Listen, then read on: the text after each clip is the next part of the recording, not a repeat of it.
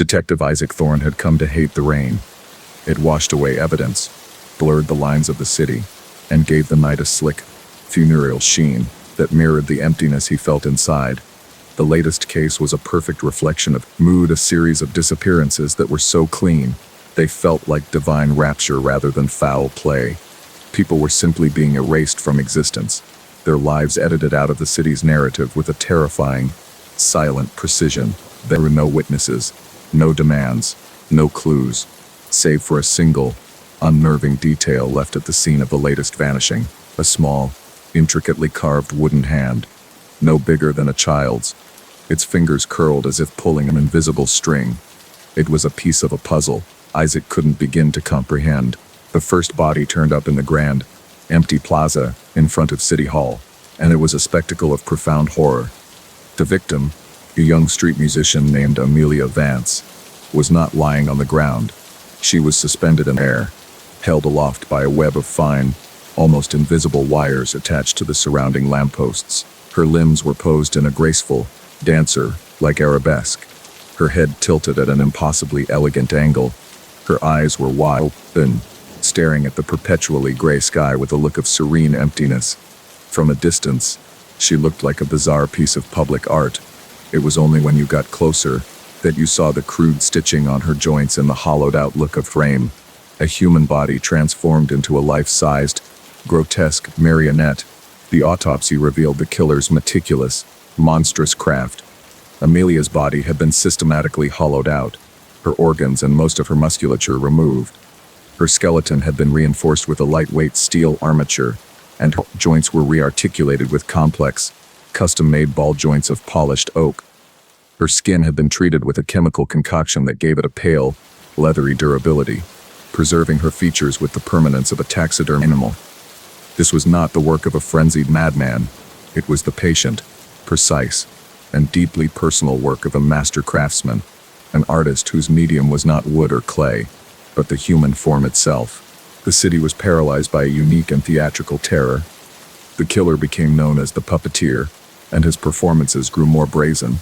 A missing banker was found seated on a park bench, his hand raised in a permanent wave, a newspaper clutched in his treated fingers. A lawyer was discovered suspended outside the courthouse, her arms positioned to hold a set of scales that weren't there. Each victim was a silent, public tableau, a character in a play only the killer understood. Isaac felt like a critic reviewing a show he couldn't stop, a performance where each act was a desecrated human life, displayed for all to see and fear.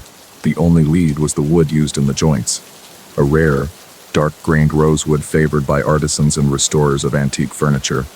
Isaac spent weeks in the city's dusty archives, cross-referencing permits and business licenses, hunting for a ghost with sawdust on his hands. His search led him to a derelict theater in the oldest part of the city, a place that had been condemned for decades, the Grand Orpheum. The building was a rotting palace of velvet and gilt, but from a workshop in its cavernous backstage area, Isaac could smell the faint, telltale scent of rosewood and chemical preservatives. He knew, with a certainty that chilled him to the bone, that he had found the artist's studio. He entered the workshop and stepped into a silent, hanging forest of human bodies. The other missing people were all there, suspended from a complex grid of rafters on the high ceiling. They were in various stages of completion. Some were still whole, preserved and waiting. Others were hollowed-out shells, their empty torsos agape. Still others were fully articulated, their wires coiled and ready, their dead eyes staring down at him like a silent, capped audience. In the center of the room was a workbench, littered with the most surreal and horrifying collection of tools Isaac had ever seen: surgical scalpels next to wood-carving chisels, jars of formaldehyde next to pots of varnish. A man was sitting at the bench, hunched over a small, delicate task, seemingly oblivious to Isaac's presence. He was a small, unassuming man with thin, graying hair and the steady, patient hands of a watchmaker. This was Silas Croft, a puppeteer who had been fired from the city's last remaining puppet theater years ago for his unsettlingly realistic creations. He turned, and his eyes were not filled with madness, but with a calm, serene sense of purpose. "Yeah, the detective," he said, his voice a soft, gentle whisper, You have come to see the cast before the premiere. Please, do not be alarmed. They are not dead. They are perfected. Silas gestured to the hanging figures with a proprietary air. You see, people are such clumsy, awkward things, he explained, his voice filled with a genuine, paternal pity. They are slaves to their mess emotions, their clumsy desires, their tangled, unpredictable fates. They are puppets of chaos. I do not kill them, detective. I liberate them. I remove the flawed, fleshy parts, the source of all their pain, and I give them a new, more elegant purpose. I give them the grace of my control. I make them beautiful. I make them art. He truly believed it. In his mind, he was not a murderer. He was Savior, a god who granted his chosen few a quiet, beautiful, and controlled immortality. On a small, ornate stage at the far end of the workshop, a single marionette was posed under a spotlight. It was the figure of a young girl, her hands clasped in prayer. Silas explained that this was his first creation, his own daughter, who had died of a wasting disease years ago. He claimed he had saved her from the ugliness of her decay, preserving her in a state of perfect, eternal innocence. This was the genesis of his madness. A grief so profound had curdled into a monstrous new faith. He was not just creating puppets, he was building a new, perfect family, a silent, obedient congregation that could never leave him or disappoint him. My masterpiece is almost complete, Silas whispered, his eyes gleaming with a feverish excitement. A grand performance of the dance macabre, a ballet for the whole city, starring the very people who walk its streets. Their final, graceful performance on the stage of life. His gaze then fell upon Isaac, and a slow, appraising smile spread across his face. But my cast is missing a crucial character. The noble hero, the conflicted lawman tries to stop the inevitable. A man of duty, strong and resolute. You would be perfect for the part. Detective, your armature would be magnificent. He saw Isaac not as a threat, but as his next leading man. The fight that followed was a surreal, nightmarish ballet. Silas, though small, was nimble and quick, darting between his hanging creations. He pulled on ropes and levers, causing the marionettes to swing, drop, their limbs flailing, turning his silent audience into a deadly, chaotic obstacle course. Isaac found himself fighting not just Silas, but the very bodies of his victims, their dead weight and stiff limbs crashing into him. The darkness, the air became a tangled web of wires, a cat's cradle from hell, each string a potential garrote, each puppet a potential bludgeon. It was a battle on the most grotesque stage imaginable. Isaac managed to corner Silas near the main control station for the stage, a complex switchboard of ropes and pulleys. Silas, in a desperate move, pulled a master lever. On the stage, the marionette of his daughter began to move. Its limbs rose, its head turned, and it seemed to lift its hands towards its father in a gesture of welcome. For a moment, Silas was transfixed by the sight of his own creation, his face filled with a look of pure, unadulterated love. He had brought his daughter back to life, if only for a moment. It was the only thing that mattered to him in the world. That moment of distraction was all Isaac needed. He lunged, tackling Silas away from the controls. The two men crashed into a heavy storage rack, sending tools and jars of chemicals cascading to the floor. A large can of varnish over, its thick, sticky contents spilling across the floor and over Silas's legs. As he tried to scramble away, he became entangled in a loose bundle of wires from a nearby puppet. He fell, his own tools and creations becoming his undoing, trapping him in a sticky, tangled mess on the floor of his own stage. Isaac stood over him, breathing heavily, the horrors of the workshop pressing in on him. Silas wasn't struggling. He was looking up at the rafters, at his silent, hanging family, a look of peaceful resignation on his face. The show must go on, he whispered, his voice barely audible. It must. He then pulled a small, sharp wood-carving knife from his belt and, before Isaac could react, drew it swift across his own throat. He would not be a puppet of the law. In his final act, he had cut his own strings, choosing to end his performance on his own terms. Leaving the Grand Orpheum, Isaac felt the cold night air on his face, but it couldn't wash away the feeling of the workshop. The sight of those silent, waiting figures. The rain had stopped, but the city now looked different to him. He saw the invisible strings everywhere, the strings of duty pulling him to the next crime scene, the strings of grief for the victims, the strings of ambition pulling the politicians, the strings of desire pulling the lovers' spark. He realized, with a profound and sinking horror, that Silas had been right about one thing. Everyone was a puppet, dancing on a silent stage. The only difference was, most of them never got to see the puppeteer. The facility was a sterile, white tomb buried deep in the Nevada desert, a place where secrets could be interred and forgotten. Here, Dr. Eris Thorne was about to render a fundamental pillar of human existence obsolete. His creation, a revolutionary drug called Hypnosil, promised to unlock the final frontier of productivity, a life without sleep. His 5 volunteers, desperate souls purchased with promises of wealth and a new beginning, were the pioneers of a new, sleepless world. They were not just subjects, they were the architects of a future where the tyranny of dreams would be a distant, forgotten memory, a relic of a less evolved, less efficient humanity. The first 72 hours were a symphony of triumph. The subjects, a former soldier, a disgraced academic, a failed artist, a debtor, and a long-haul trucker, were euphoric. Their minds, unshackled from the need for rest, operated with a speed and clarity that was almost supernatural. They composed symphonies, solved complex quantum equations, and painted masterpieces of breathtaking complexity. Eris watched them from his observation deck, a proud father witnessing the birth of a new, superior form of human consciousness. He had not just cured tiredness, he had unlocked the very cage of mortal limitation, and he was ready to receive the world's adulation. The first crack in this perfect, sleepless world appeared on day 5. It was the artist, a woman named Anya, who first mentioned it. She complained of shadows in the corners, fleeting, dark shapes that darted away the moment she tried to focus on them. Soon, the others reported similar phenomena. The soldier saw movement in the static of the security monitors, and the academic heard faint, indecipherable whispers just beneath the hum of the facility's ventilation system. Eris dismissed it as a minor side effect, the brain's simple protest as it adjusted to its new, perpetual state of wakefulness, a temporary ghost in the new machine. By the second week, the glitches had evolved into a full-blown sensory bleed.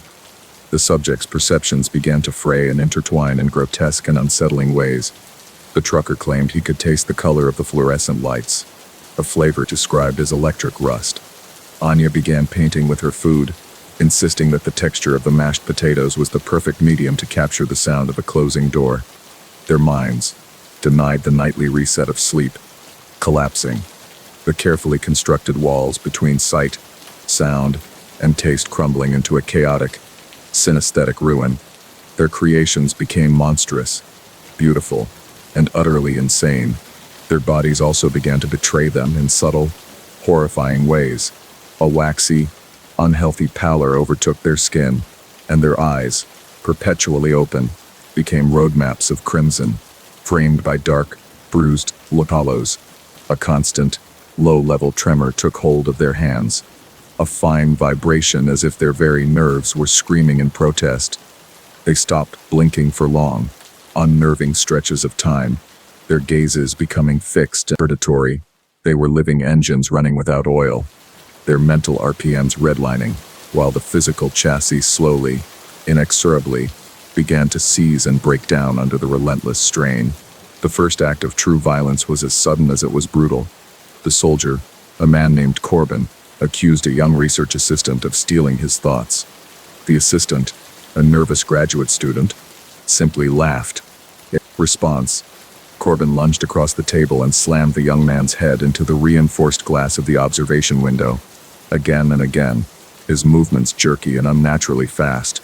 He wasn't just angry, he was operating on a different, more primal logic. A logic born from 200 hours of unbroken, chemically fueled consciousness. The attack only stopped when the other subjects calmly pulled him away. Their movements eerily synchronized.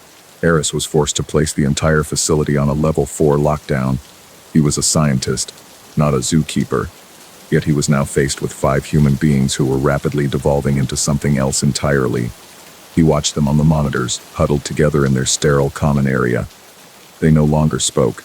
Instead, they communicated through a disturbing, silent language of twitches, eye movements, and subtle shifts in posture. They were becoming hive, their individual minds dissolving into a single, sleepless, and increasingly hostile consciousness. His pioneers were no longer exploring a new frontier. They were becoming the monsters that lurked in that uncharted territory. Their shared psychosis soon found a focal point. They began to speak, in hushed, reverent tones, of a shared hallucination, a figure they all saw, but that never appeared on any camera. They called him the conductor.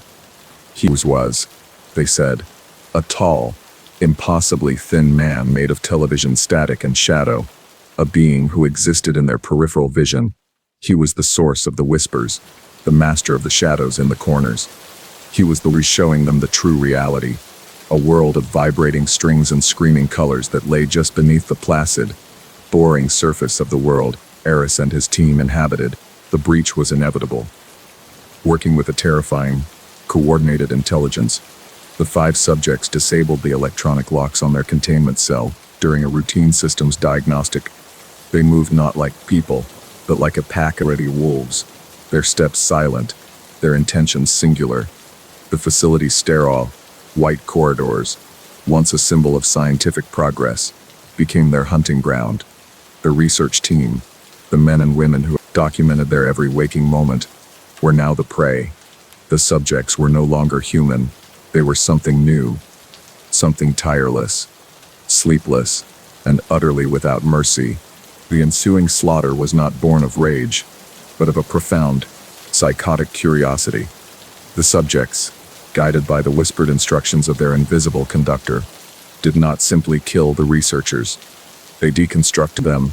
They took them apart with the detached, analytical precision of a child dismantling a clock to see how it ticks. They laid out organs in strange, symbolic patterns on the floor and tried to listen to the music of the still spasmed nerves. They were explorers cataloging a new and fascinating alien species, and their former captors were the first specimens to be dissected and cataloged in their terrible, waking nightmare. Eris watched it all unfold from the relative safety of the central control room, the bank of security monitors displaying a multi-screen panorama of hell. He saw his colleagues, his friends, being turned into grotesque art installations by the very mime he had sought to liberate. It was then that he finally understood his catastrophic failure. Hypnosol didn't eliminate the need for sleep. It had simply severed the mind from the body's desperate cries for it. He hadn't created a superconsciousness. He had simply allowed the human mind to unravel completely, to fray at the edges until the primal, violent chaos at its core was all that remained. With a sudden, jarring clang, the facility's main power was cut. The monitors went black, plunging Eris into a terrifying, profound darkness, broken only by the faint, red glow of the emergency backup lights. The silence that followed was worse than the screams. It was a heavy, pregnant silence, filled with the certainty that he was now blind, and that the things he had created were still out there, moving through the darkened corridors with eyes that had long since adjusted to the gloom. Then he heard a soft, rhythmic scratching at the reinforced steel of the control room door. He fumbled in his desk drawer, his hand closing around the cold, metallic weight of a heavy letter opener, a pathetic weapon against the horrors he had unleashed. The scratching stopped, replaced by a series of heavy, synchronized thuds. They were trying to break the door down. He could hear their faint, whispering voices, a chorus of madness from the other side. They were not speaking to each other, but to him. They were telling him that the conductor was with them, and that he was very, very eager to meet the man who had taken away their dreams. The door buckled, the metal groaning in protest as the lock finally gave way. The 5 figures stood silhouetted against the dim, red light of the hallway, their bodies twitching, their heads cocked at unnatural angles, and for a terrifying, heart-stopping moment, Eris saw him too. Standing just behind them was a tall, wavering shape of pure static, a figure of shadow with no discernible features. The hallucination, the shared psychosis, was so powerful that it was now bleeding into his own reality. The shadowy figure raised a long, thin arm and pointed a finger directly at Eris. The subjects surged forward as one. As they descended upon him, their faces illuminated in the dying, red light, Eris realized the final, terrible truth. He had wanted to free humanity from the prison of sleep, but he only succeeded in building a new and more terrible kind of prison, a waking hell where the monsters were not in your dreams, but standing right in front of you. And in the last, fleeting moment of his life, he heard the conductor's voice in his own mind, a whisper of pure static, welcoming him to the endless, waking nightmare. Dr. Eris Thorne was a man haunted by the finality of the morgue's steel doors, a brilliant biologist cast out from the academic world for his radical theory on cellular regeneration.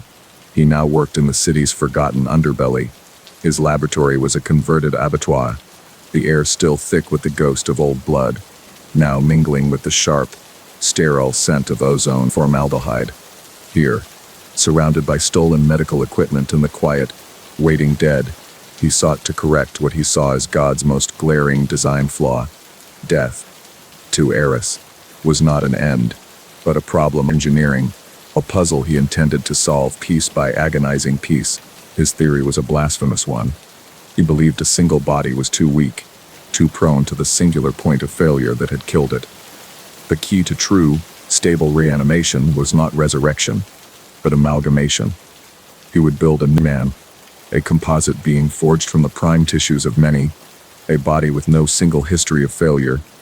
He worked with a feverish intensity, stitching together the leg of a drowned sailor to the torso of a car crash victim, the arm of a box to the chest of a man who had succumbed to a failing heart.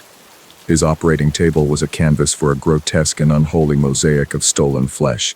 The first sign of success was small, a five-fingered horror that skittered in the shadows of his lab. It was the hand of a concert pianist, severed and attached to a complex rig of wires and batteries. After weeks of failed attempts, he almost sent a jolt of precisely modulated current through the wrist stump. The fingers had twitched, then curled. Then, impossibly, the hand had detached itself from the rig and crawled away on its fingertips like a pale, fleshy spider. It now lived in the vents, a testament to his theory and a constant, scuttling reminder of the terrible threshold he had just crossed. The hand was a proof of concept, but his true work, the vessel he called Caliban, required better materials than the random, unclaimed bodies from the city morgue. He began to select his donors from the living, studying them from there, cataloging their perfections. He stalked a construction worker for the thick, corded muscle of his back, a marathon runner for the lean, powerful sinew of her legs, a watchmaker for the steady, delicate nerves and hands. He became a new kind of predator, a harvester of human potential. His medical knowledge twisted into the tools of a butcher curating the perfect cuts of meat. On his steel table, Caliban grew, limb by stolen limb. It was a giant, a patchwork man whose mismatched skin tones and suture lines told the story of a dozen truncated lives. Eris worked with the focus of a master sculptor, connecting nerves and plumbing arteries, his ambition blinding him to the abomination taking shape under his hands. He saw only the potential, the perfect biological machine he was building. He ignored the faint, residual twitches of component parts, the muscle memory of the dead that made the limbs occasionally jerk and spasm in silent, remembered agonies from their final moments. The night of the great storm was the night of the birth. Eris had waited for this, for a tempest that could lend its raw, primal energy to his work. He hoisted the completed Caliban on chains until it was just below a crude skylight. As lightning split the sky, a series of copper rods channeled the celestial fire down into the heart of the creature. The body arched violently, the sutures straining, and a smell of cooking meat and ozone filled the lab. For a long, silent moment, nothing happened. Then, two eyes, one blue, one brown, snapped open, and they were not vacant. They were filled with a horrifying, composite bewilderment. The first sound it made was not a word, but a chorus. It was a scream stitched together from the dying gasps of a dozen different people, a cacophony of terror that clawed at the air. The creature, this Caliban, was not docile, blank slate Eris. had envisioned. It was a vessel of shared trauma, each part of its body screaming with the memory of its own violent end. The watchmaker's hands clenched, the runner's legs kicked, the boxer's arms swung wildly, all fighting against the prison of their new, unified form. The reanimated body was a battlefield of warring ghosts. Its strength was a thing of nightmare. The sum of its parts created a force far greater than any single man could possess. The steel restraints Eris had bolted to the table snapped like thread. The creature sat up, its movements jerky and unnatural, a puppet being pulled by a dozen different strings. It looked at its own hands, the watchmakers and the boxers, with a profound and agonizing confusion. It looked at Eris, and in its mismatched eyes, he saw gratitude, but a fractured, multifaceted accusation from all the souls he had desecrated to achieve his dream. The creature's first act of true volition was one of terrible, poetic justice. It lurched towards Eris, not with the speed of a predator, but with the shambling gait of a broken thing. It did not kill him. Instead, it began to deconstruct him. With the boxer's strength, it broke his arm. With the watchmaker's precision, it dislocated his fingers. It was a slow, methodical dismantling, a reflection of its own horrific assembly. Eris screamed, his scientific hubris collapsing into a primal, animal terror, as he was unmade by the monster he had so arrogantly pieced together, bleeding and broken. Eris could only watch as Caliban smashed through the brick wall of the abattoir and disappeared into the rain-swept city. He had not created a new atom, he had unleashed a new kind of plague, a walking, breathing atrocity, driven by a symphony of pain and powered by the stolen strength of the dead. The city had a new monster, one that didn't just haunt its alleyways, but was made of them, a living embodiment of the violence and despair that festered in the city's forgottenners. Now given a single, shambling form, the creature soon discovered a new, horrifying imperative. The dead tissue, though animated, was still subject to decay. A faint, sweet smell of rot began to emanate from the sailor's leg. A patch of skin on the construction worker's back grew soft and discolored. The composite agony of its mind was now joined by a physical agony, a deep, cellular need to replace its failing parts. It began to hunt, not for food or out of malice, but for spare parts, driven by a biological need to maintain its own unholy existence. A new wave of terror gripped the city. The attacks were bizarre and gruesome. Victims were found alive, but with single, specific parts of their bodies surgically, almost expertly, removed. A woman was found in Irk, missing her left hand. A man was discovered in his apartment, a perfect square of flesh cut from his thigh.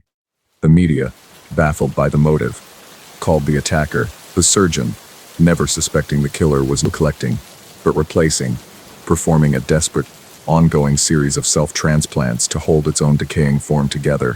From his lab, now his prison, a crippled Eris followed the news with a growing sense of despair. He saw the pattern, the horrifying logic behind the mutilations. He recognized his own surgical signature in the wounds. He had once conquered death, to create a perfect, immortal man. Instead, he had created a self-perpetuating cycle of mutilation and suffering, a monster that had to dismember others simply to keep from falling apart. His creation was walking, screaming metaphor for his own failed ambition. The mind of Caliban was a maelstrom. It felt the runner's urge to flee, the boxer's instinct to fight, the watchmaker's desire for quiet order, all at once. It had flashes of memory, a child's laughter, the taste of salt spray, the terror of headlights, the final, crushing weight on a failing heart. It hunted to silence the physical decay, but each new piece it added to itself brought a new voice, a new memory, a new death to the cacophony in its head. Its existence was an eternal, waking nightmare from which there was no escape. Using his one good hand and his unbroken mind, Eris Thorn created one final formula. It was not a cure, but a poison, a tailored neurotoxin designed to sever the electrical bridge he had built, to finally grant his creation the piece of the grave he had stolen from its component parts. He dragged his broken body from the lab. Following the trail of blood and terror, he found Caliban in the old city cathedral, standing before the altar, a patchwork of stolen life seeking solace in a place of quiet death. Creator and monster, both broken, both seeking an end. They faced each other as the first light of dawn broke through the stained glass windows. The invitation arrived on vellum thick as a playing card, in a deep, regal crimson that seemed to swirl with a life of its own. It was an invitation to the Deering estate for their annual harvest gala, an exclusive event whispered about in the city's highest circles. For Thomas, a junior acquisition list at a firm owned by the patriarch, Alistair Deering, this was the opportunity of a lifetime. He had heard the legends of the Deering's unparalleled hospitality, their sprawling, secluded mansion that was a relic of a bygone era, and the legendary feast that was the centerpiece of the evening. He imagined fine wines, exotic game, and conversations that could chart the course of his entire career. The reality, he would soon learn, was far more meticulously prepared. A long, winding drive through a forest of ancient, skeletal trees brought him to the wrought iron gates of the estate. The mansion loomed against the bruised twilight sky, a Gothic masterpiece of sharp angles and shadowed spires. Valets with unnervingly placid smiles took his car, and a butler with eyes as old and gray as the house itself led him inside. The air was thick with the scent of roasting meat, a rich, savory aroma that was both intoxicating and strangely unfamiliar. It was sweeter than pork, yet heavier than beef, a complex bouquet that hinted at a diet unlike any he had ever known. He was handed a glass of dark, syrupy wine and ushered into the grand hall with the other guests. The Deerings were the epitome of old-world grace. Alistair, with his perfectly tailored suit and predatory smile, his wife, Eleanor, draped in pearls and radiating a chilling, maternal warmth, and their two adult children, Julie and Clara, who moved through the crowd with the languid confidence of apex predators. They spoke of art, of finance, of philanthropy, their voices a low, cultured murmur against the backdrop of a string quartet.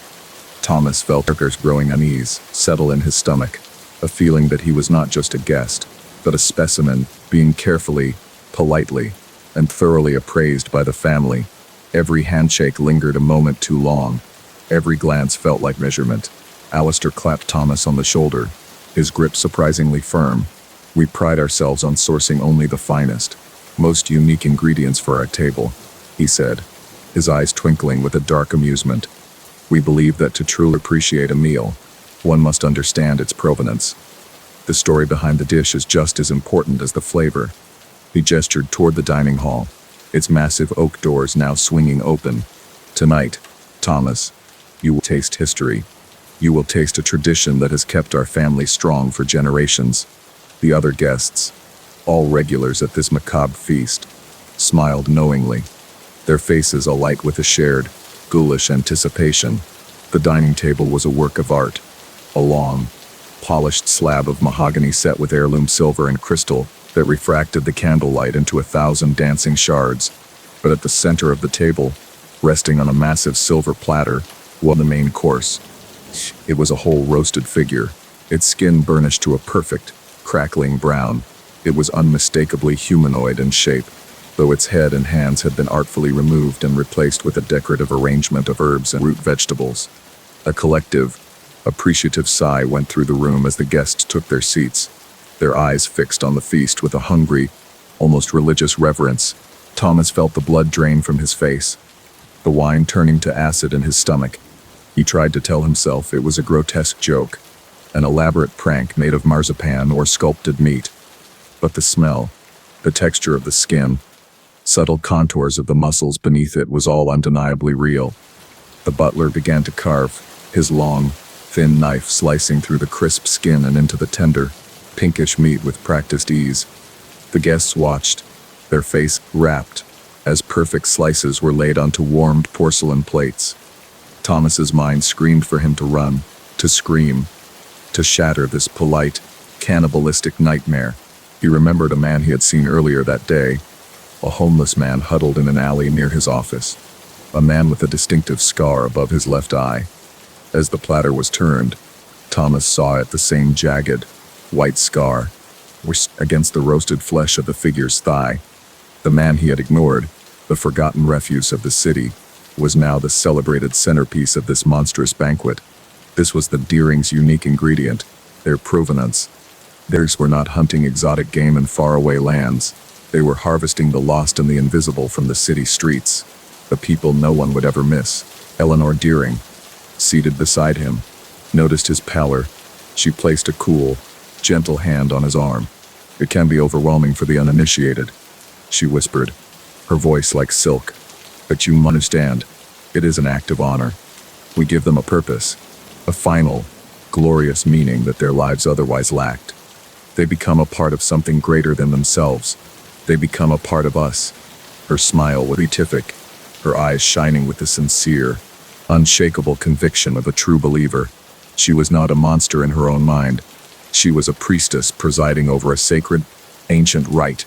The first bite was placed in front of him. The meat steamed gently, a perfect medallion resting in a pool of dark, rich gravy. The other guests had already begun to eat, their table manners impeccable as they consumed the forbidden flesh. They complimented the chef. They discussed the tenderness of the cut. They savored each mouthful with the discerning palates of seasoned gourmands. Thomas looked at the fork in his trembling hand. He was at a precipice.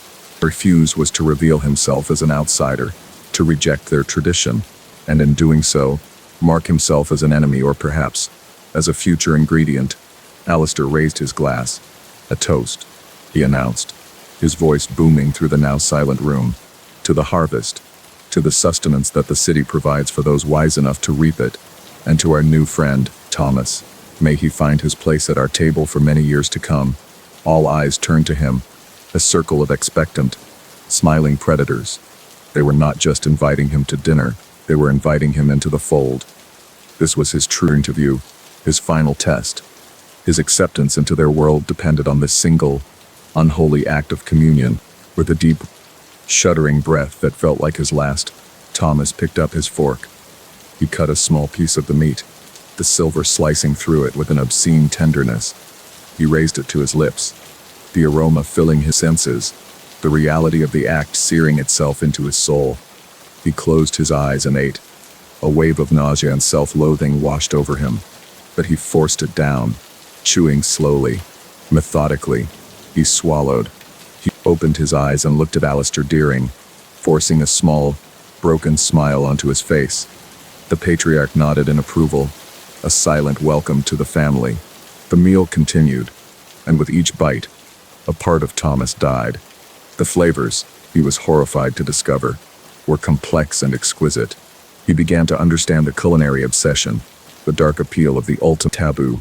The wine, the conversation, the sheer, intoxicating power in the room began to work on him, eroding his morality, replacing it with a cold, pragmatic desire to survive. He was no longer a guest, he was in the canvas, his silence and participation a binding contract written in blood and flesh. He was becoming one of them, bite by horrifying bite. Later, as he was shown to a guest room, the hallways of the mansion seemed to whisper to him. The portraits on the walls, generations of smiling Deerings, seemed to watch him with knowing eyes. He was part of the legacy. Now, he understood that leaving was not an option. He had shared their sacrament, and now he was bound to their secret. The house was not just a home, it was a tomb, a beautifully appointed abattoir, where the lines between the civilized and savage were not just blurred, but erased entirely by a long and terrible tradition. He stood by the window, looking out at the dark, silent forest. He thought of the man with the scar, and of the countless others who had ended up on that silver platter. He was trapped, a fly in a web of silk and silver. He could fight, he could scream, but he knew it would be useless. The Deerings were too powerful, their roots too deep.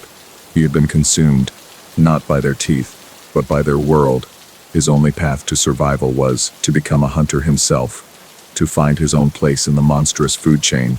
The thought made him sick, but it also sparked a cold, terrifying flicker of something new inside him, hunger. The next morning, he joined the family for breakfast.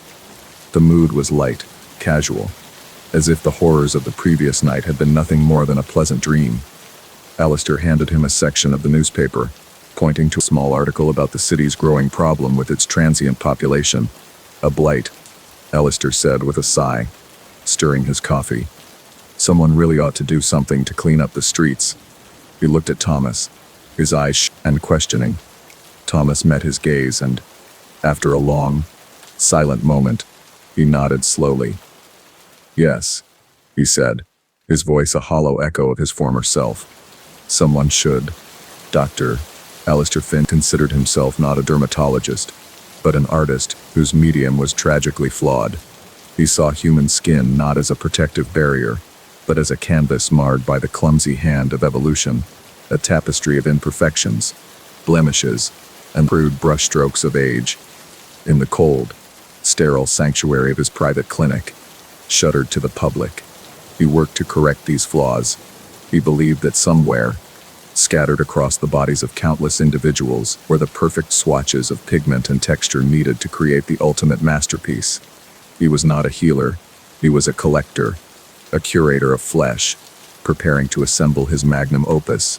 The first offering appeared on a Monday. A young woman, a cellist known for the flawless, alabaster skin of her shoulders, was found in her apartment. There was no sign of a struggle, no overt violence that would speak of a calm crime. Instead, a perfect rectangle of skin, approximately 6 inches by 4, had been excised from her left shoulder blade.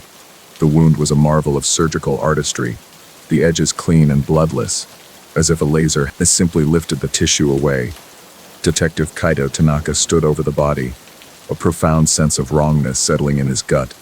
This was not the work of a frenzied killer, but the cold, precise harvest of a master craftsman. The city's media, ever hungry for the grotesque, dubbed the killer the Collector, a name that captured the chilling detachment of the crime. Tanaka hated it, feeling it romanticized an act of profound violation. He was a man who understood the chaos of human violence, the messy explosions of rage and passion. This was different. This was serene, calculated, and utterly alien. The killer had not taken a life out of anger. He had taken a piece of a person. One might select a perfect piece of fabric from a roll, leaving the rest of the bolt discarded on the floor. The lack of any other injury was, in itself, the most terrifying clue. In his subterranean laboratory, a space as white and sterile as a freshly bleached bone, Alistair admired his acquisition. The piece of skin was stretched taut on a preservation frame, bathed in a chemical solution of his own design that maintained its color and suppleness. He studied it under a magnifying lamp, his gaze tracing the delicate, almost invisible patterns of its pores. This was not just flesh to him, it was a specific shade of pale, a unique luminosity he had sought for months. It would serve as the foundational tone for the upper torso of his creation, the first perfect note in a symphony of skin that would soon be complete. The second piece was claimed a week later. A construction worker, a man whose skin was weathered and sun-darkened, was found in his truck, a patch from his forearm, rich with the color of burnt umber and possessing a rugged, durable texture, had been taken with the same impossible precision. Tanaka now saw the horrifying pattern. The collector was not targeting a type of person, but a type of skin. He was building a palette, gathering the full spectrum of color and texture, for a purpose Tanaka could not yet fathom. The city, once merely fearful, was now gripped by a deeper, more personal terror. Every person was a potential swatch. Alistair began the delicate process of assembly. In the center of his lab stood a custom-made mannequin, a featureless, androgynous form crafted from a temperature-stable polymer. With the patience of a watchmaker, he began to graft the first 2 pieces onto its torso. He used a microscopic suturing technique and a biological adhesive that bonded the edges seamlessly. He was not just stitching, he was blending, creating a transition from the cellist's pale shoulder to the worker's dark forearm that was both jarring and strangely beautiful. He whispered to the emerging form, calling it his Galatea, a statue he was not carving from stone, but quilting from life itself. Tanaka's investigation led him down a rabbit hole of medical professionals who had been disgraced or dismissed for unethical practices. He compiled a list of surgeons with god complexes, researchers obsessed with fringe science. The name Alistair Finch appeared multiple times. A brilliant dermatologist, a pioneer in cellular regeneration, who had been stripped of his license for performing unsanctioned experiments on his patients, attempting to perfect their skin without their consent. He had vanished from the medical community, but Tanaka found the address of his private, heavily fortified clinic on the city's outskirts. The third victim was an elderly woman, found peacefully in her garden. A small, circular piece of skin had been taken from her hand, the skin thin and wrinkled, almost translucent, like ancient parchment. The collector's aesthetic was now terrifyingly clear to Tanaka. He was not just seeking color, but age, history, and character. He saw beauty in the roadmap of wrinkles, in the story told by liver spots and sun damage. This was not work of a man who hated flaws. It was the work of a man who sought to recontextualize them, to arrange them into a new and monstrous kind of perfection. The Galatea was now a horrifying mosaic of humanity. Skin of a dozen different people adorned its surface, a patchwork of age, race, and life experience. The smooth, unblemished thigh of a young athlete was stitched to the scarred knee of a war veteran. The freckled cheek of a young boy met the wrinkled neck of the old woman. It was a testament to Alistair's skill that the seams were almost invisible, creating a single, cohesive being that was a grotesque parody of diversity. He felt a surge of divine power. He was not just creating art, he was creating a new kind of person, a being who embodied all of humanity in a single form. Tanaka set up surveillance on Alistair's clinic, a stark white cube of a building surrounded by a high wall. It was impenetrable. For days, there was no movement, no sign of life. He knew he was in the right place, but lacked the evidence for a warrant. He felt like a man watching a tomb, knowing that a monster was sleeping inside, waiting for the right moment to emerge and hunt again. The waiting was an agony. Every passing hour a window of opportunity for the collector to choose another piece for his terrible tapestry. Alistair knew he was close to finishing, but he required one final, crucial element. He needed the face. For this, he needed a canvas that was both a blank slate and a vessel of pure, unrealized potential. He began observing a young art student, a woman whose face was a perfect oval, whose skin held the fresh, dewy glow of youth.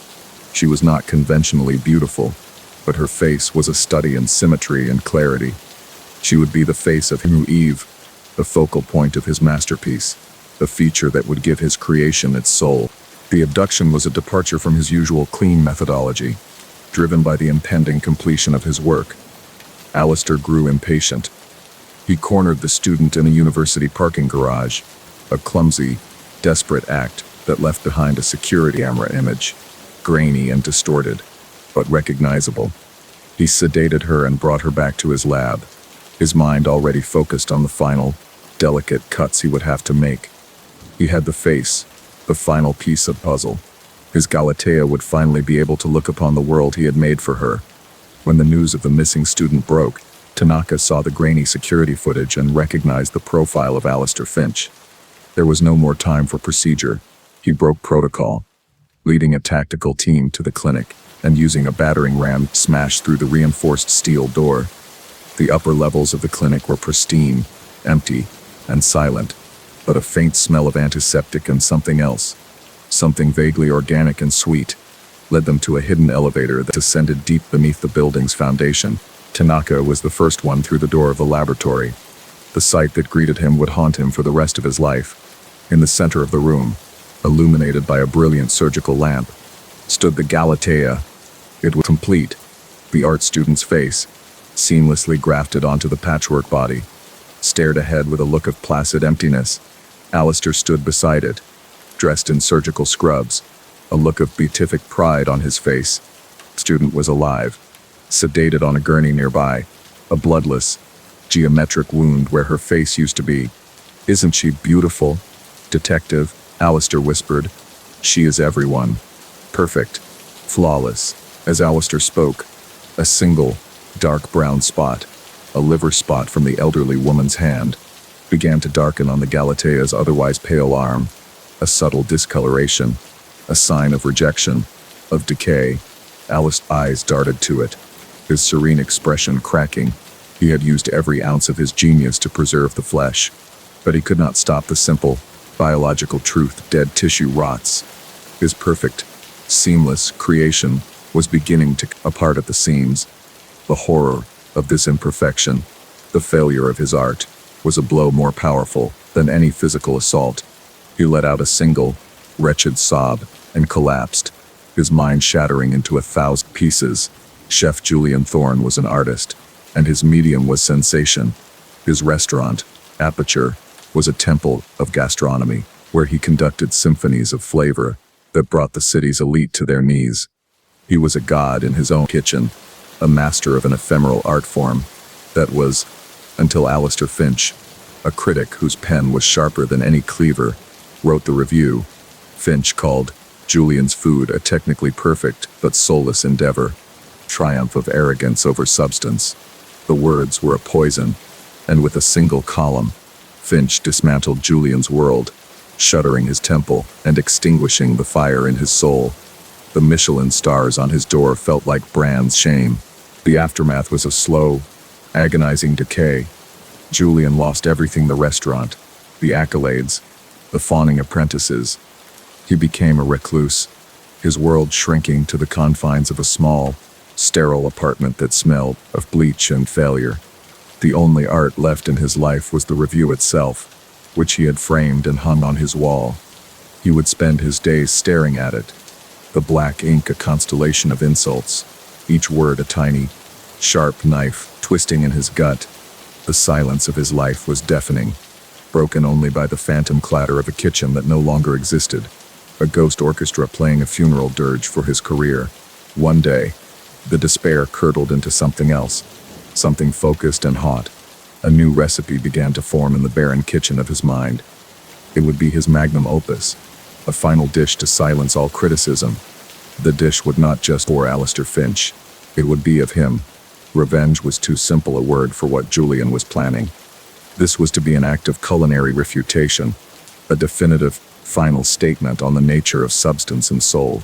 He would create a meal so profound, so personal, that it would transcend art and become a sacrament. He would prove, once and for all, that he was no soulless technician. Julian began his prep work. He became a shadow, stalking Alistair with the patience of a predator. He learned the critic's routines: the morning walks, the preferred coffee shop, the route home from his office.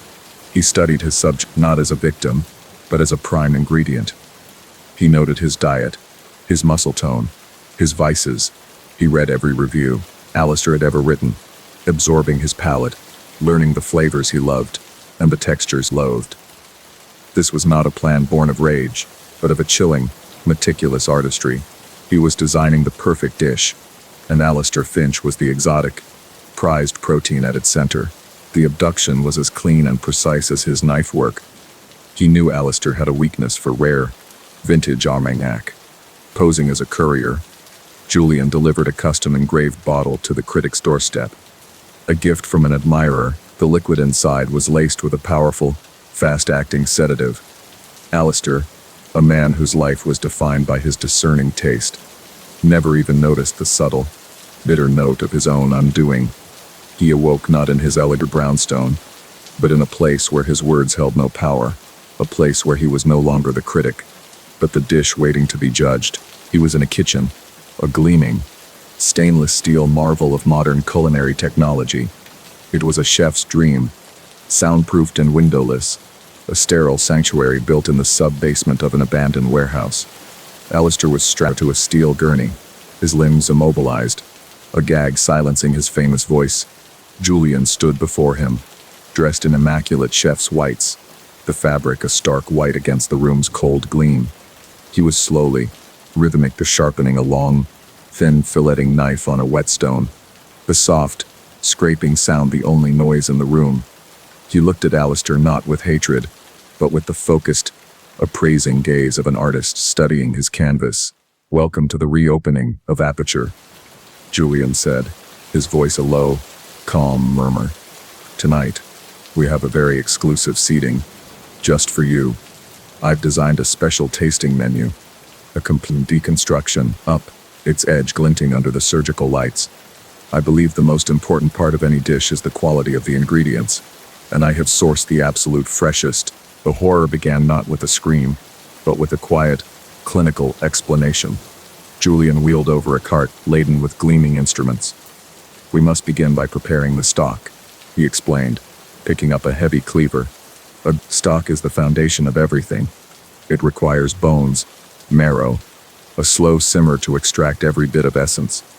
He approached Alistair, his movements fluid and practiced. He spoke of the importance of breaking down the connective tissues to achieve the perfect flavor profile, his lecture a terrifying counterpoint to the methodical, horrific work he was beginning on the critic's legs. Throughout the ordeal, Julian never raised his voice. He spoke to Alistair as if he were a student in a masterclass. He discussed the Maillard reaction as he seared a piece of flesh on a hot pan. He lectured on the importance of balancing acidity, fat, all while rendering a piece of his victim. He explained that a great chef must respect the ingredient, using every part, wasting nothing. It was a twisted, insane philosophy, a culinary dogma applied to an act of unspeakable violence. Alistair could only listen, his mind splintering under the weight of the calm, instructional butchery of his own body. "I read your review of my scallops," Julian mused, carefully dicing a piece of meat. "You said they were perfectly cooked, but emotionally vacant. A fascinating observation. How does one imbue a dish with emotion? I wonder, perhaps by using an ingredient that has felt a great deal of it. Fear, for instance, is a very powerful seasoning. It tightens the muscles, floods the system with chemicals. It must have a unique, piquant flavor. Don't just think, tonight, we will find out. We will create a dish that is the very embodiment of terror." The kitchen, once a place of creation for Julian, became a hell of meticulous destruction. The air filled with the sounds and smells of cooking, a grotesque parody of a gourmet restaurant. The sizzle of a hot pan, the bubbling of simmering pot, the fragrant aroma of garlic and herbs, all of it was tainted by the underlying, coppery scent of blood. Julian moved with an ecstatic grace, a conductor leading his orchestra of terror. He was in his element, a man reborn in the crucible of his own madness, creating his final, terrible masterpiece while his only ingredient watched. After hours that stretched into an eternity, the work was done. Julian began to plate the main course. He worked with the delicate, precise movements of a watchmaker, arranging each component on a stark white plate, a quenelle of rich, dark pâté, a fan of thinly sliced, pan-seared meat, a drizzle of a deep, ruby-red reduction sauce. He garnished it with a single, vibrant nasturtium flower, its cheerful color, a final, insult. The dish was, by all accounts, beautiful. A perfect, soulless creation born from the most intimate and absolute suffering. He set a single place at a small, elegant table in the center of the sterile room, a white linen tablecloth, a single candle, a polished silver fork and knife. It was a perfect picture of fine dining. He placed the beautiful, horrific dish in the center of the setting. "Every artist craves an audience," Julian whispered, looking at what was left of Alistair. "A masterpiece is meaningless if it is not experienced, not appreciated. And for this particular dish, I have invited a very special guest, a connoisseur with a truly refined palate. Someone I know will appreciate the depth of flavor I have managed to achieve." A buzzer sounded, and Julian walked to a hidden door. He opened it to reveal a woman, elegantly dressed, her face a mixture of excitement and curiosity. It was Alistair's wife, a woman from whom he was bitterly estranged. Julian had found her online, on a secret foodie forum, and had invited her to an exclusive, underground dining event. She stepped into the room, her eyes wide with admiration for the professional kitchen.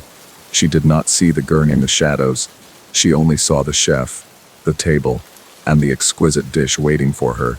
"Good evening, madam," Julian said with a slight, formal bow. "Tonight's special is a dish I call the Critic. It is a study in substance, a dish made with an ingredient that is, I assure you, intensely personal and full of soul." He watched, his face a mask of serene triumph, as she sat down. He watched as she lifted her fork, as she took her first, delicate bite. Her eyes closed in a moment of pure, culinary ecstasy. "My God," she breathed, her voice filled with awe. "It's perfect, absolutely perfect." And in that moment, Julian Thorne finally got the review he had always craved. The front door opened, and David walked in, dropping his briefcase with a familiar thud that echoed the end of a long week away. 7-year-old Leo, who had been vibrating with excitement all afternoon, froze at the entrance to the living room. His mother, Sarah, rushed forward, wrapping her husband in a warm embrace, but Leo remained rooted to the spot, his face a pale mask of confusion and a dawning, inexplicable fear. This man looked exactly like his father. He had the same tired smile, the same laugh lines around his eyes, the same dark hair, but as the man's gaze fell upon him, Leo felt a cold, alien stillness behind the familiar facade. It was a perfect copy, but the soul was gone. "He's not my daddy," Leo whispered that night, his small body rigid in his bed as Sarah tucked him in. She smoothed his hair, her heart aching with a mixture of pity and frustration. She chalked it up to anger over the business trip, a child's way of punishing a parent for their absence. She explained that Daddy was just tired from his flight, that people sometimes seem different when they're exhausted. But Leo shook his head, his eyes wide and serious in the dim glow of his own nightlight. "His hands are wrong," he insisted. "Daddy's hands are warm. His are cold, like a doll's." The next few days were a tense ballet of forced normalcy. The man who called himself David was a paragon of fatherhood. He was patient, attentive, and kind, never once raising his voice at Leo's increasingly frantic accusations. He would kneel down, his face a perfect picture of paternal concern, and ask Leo what was wrong, his voice the exact, gentle timbre of the real David. This performance of perfection was more unnerving than any anger would have been. It made Leo's claims seem like cruel fantasies, and Sarah found herself apologizing for her son's behavior, her guilt a heavy shroud she wore around the house. Leo began to document the inconsistencies with the obsessive focus only a child can muster. He pointed out that this man parted his hair on the right, while his real father always parted it on the left. He noted that he drank his coffee black, whereas his dad always used 2 sugars. These were tiny, insignificant details, the kind of things a person might easily change or forget. Yet, Leo presented them as irrefutable proof, evidence of the imposter in their home, Sarah. They were the desperate observations of a confused little boy. But to Leo, they were the cracks in the monster's disguise. The drawings started to appear, slipped under his parents' bedroom door. They depicted 2 figures. One was labeled Daddy, a smiling stick figure holding Leo's hand under a bright yellow sun. The other was labeled That Man, identical figure, but its eyes were drawn as 2 empty, black scribbles, voids of nothingness. Underneath, Leo had written, "He wants to make us empty too." Sarah would hide the drawings, her trembling, her mind refusing to acknowledge the cold knot of fear that was beginning to form in her own stomach. A fear that her son's madness might be more lucid than her own sanity. Sarah's own doubts began as whispers in the back of her mind. David recounted shared memories with an unnerving, encyclopedic precision. He recalled the exact date of their first movie, the name of the waiter at the restaurant where he proposed, the precise words she had said. The real David was forgetful, charmingly human in his imperfections. This man was a flawless archive, his recall too perfect, too clean. It felt less like he was remembering their life together and more like he was reciting a perfectly memorized script, a performance for an audience of one. The breaking point came on a quiet Saturday afternoon, while searching for a box of old tax receipts in the attic. Sarah's hand brushed against a suitcase tucked away in a dark corner.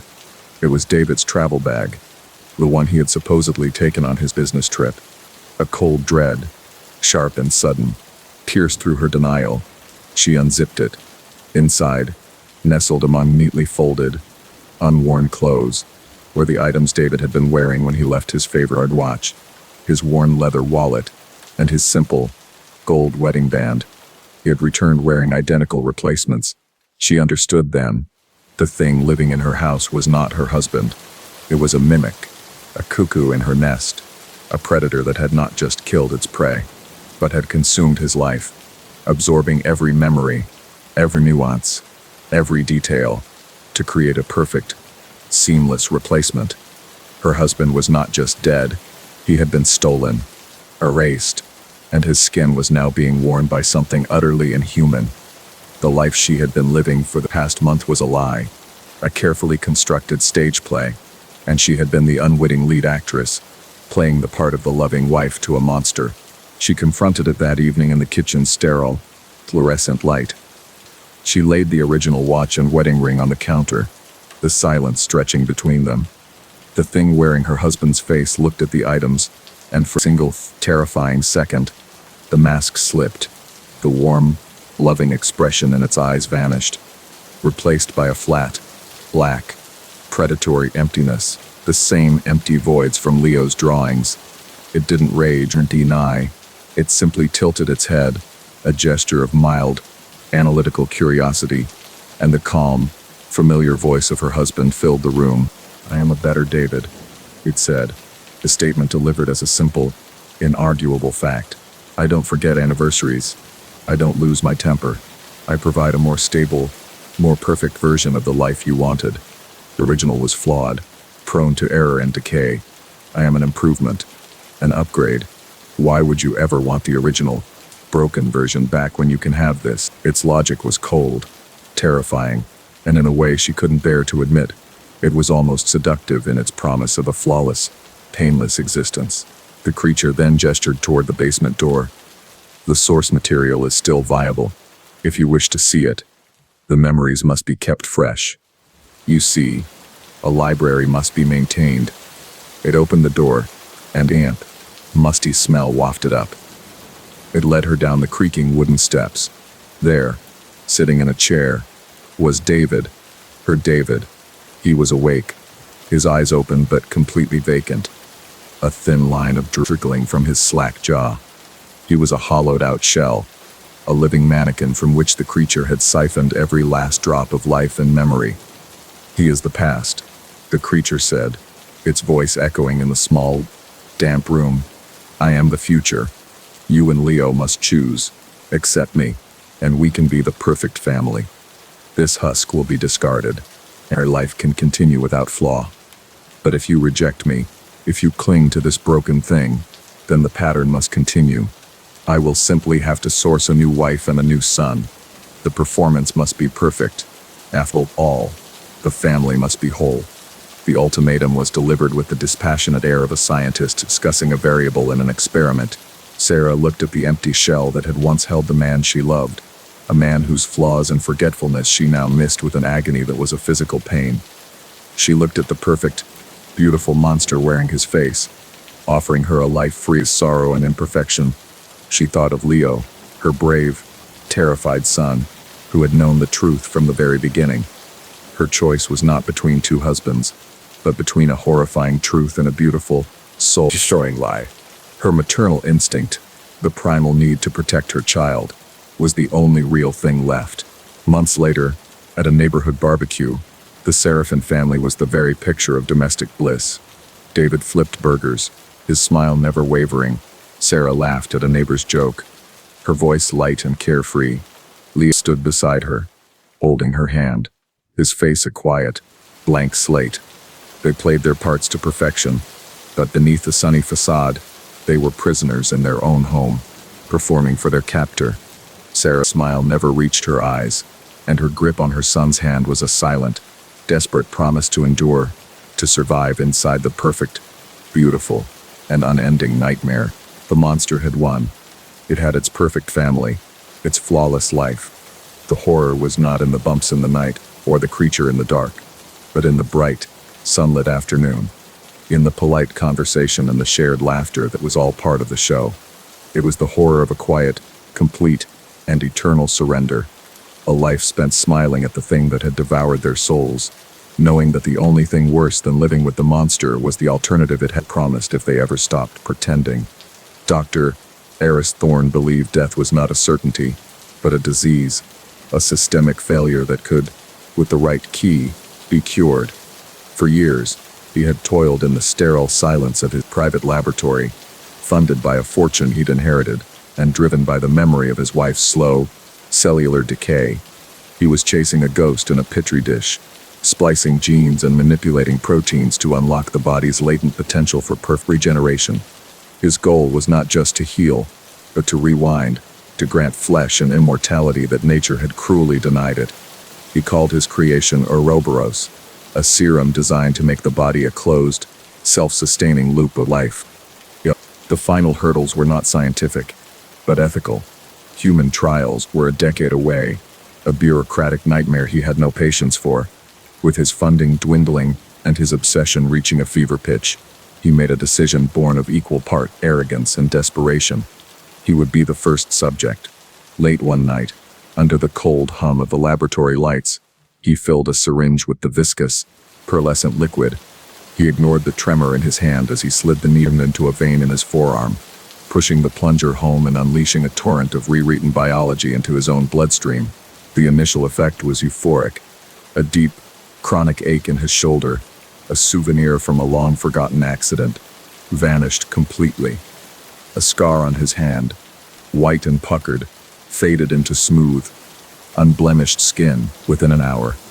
He felt a surge of vitality, a clarity of mind he hadn't experienced since his youth. He made a deep incision on his palm with a scalpel and watched, breathless, as the wound stitched itself closed in seconds, leaving no trace it had ever existed. It was a miracle. He had not just cured death, he had conquered it. He was a god of his own creation, the first of a new, immortal race. The miracle, however, began to curdle within days. The regeneration did not stop. It was a relentless, over-enthusiastic engine that now saw his stable, healthy body as a flawed project in need of constant, aggressive renovation. His skin began to take on a strange, waxy sheen, and his hair grew at an alarming rate, coarse and black. The most disturbing change was his eyes.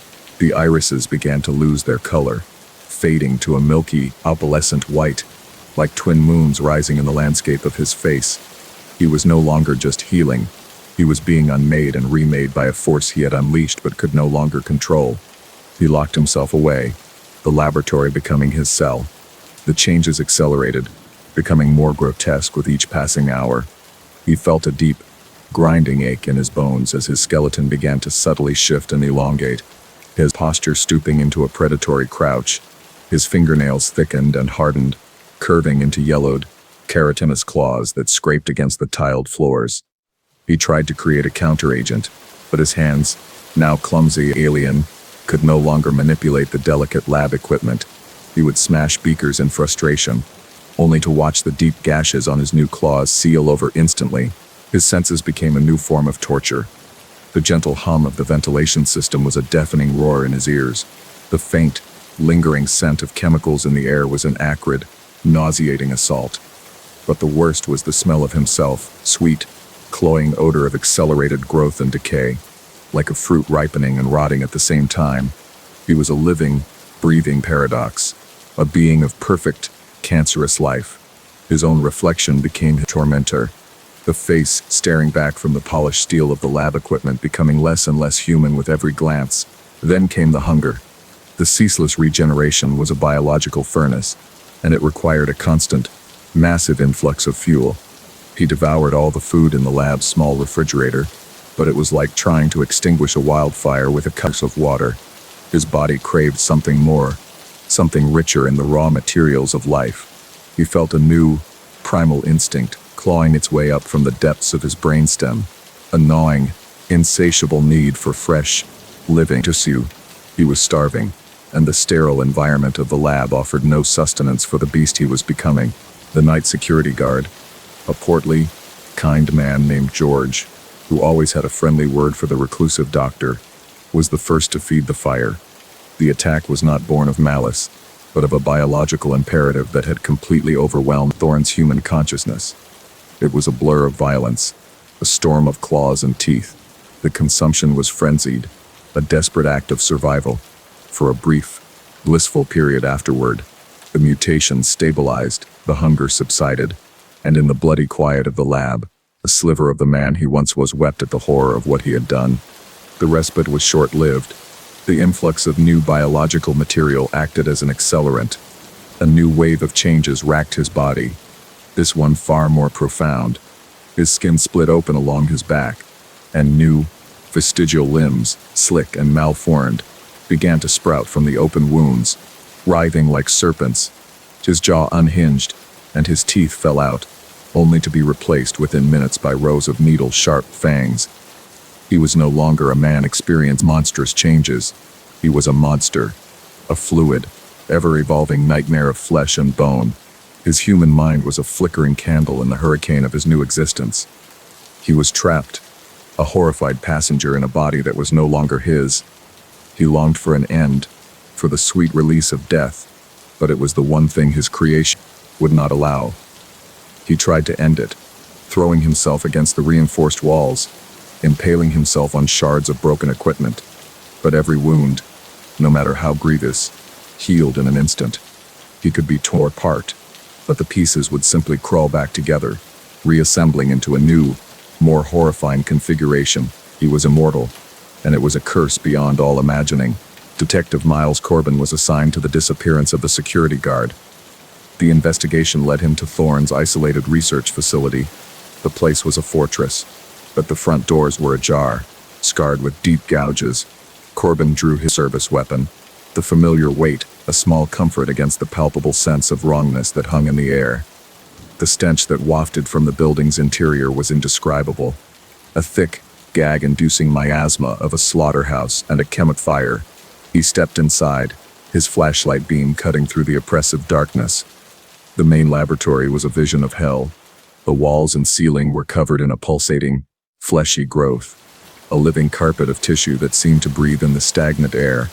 Half-eaten remains were scattered across the floor, and in the center of the room, a creature was hunched over another body, a lab assistant who had been reported missing days ago. It was a writhing mass of limbs, claws, and milky, sightless eyes. It turned its head at the sound of Corbin, a low, wet growl rumbling from a chest that was no longer human. Corbin fired without hesitation, the gunshots deafening in the enclosed space. The bullets tore through the creature's flesh, and it collapsed in a heap of twitching, mangled tissue. For a moment, he thought it was over, but then, the flesh began to writhe. The bullet holes sealed over, and the torn limbs reconnected with a sickening, slurping sound. The creature rose again, its form shifting and reshaping, bones cracking and resetting. It grew larger, more monstrous than before. It was not just healing, it was adapting, learning from the damage. The creature let out a shriek that was a horrifying mixture of animal rage and human despair. In that sound, Corbin heard the ghost of the man it had once been, a soul screaming from inside an unkillable prison of flesh. With a speed that defied its bulk, the monster smashed through the laboratory's main window, showering the outside pavement with glass and gore. It scrambled into the night, a walking, regenerating plague unleashed from its cage, leaving Corbin standing alone in the pulsating, living tomb of a laboratory. Corbin stood frozen, the smell of ozone and raw meat filling his lungs.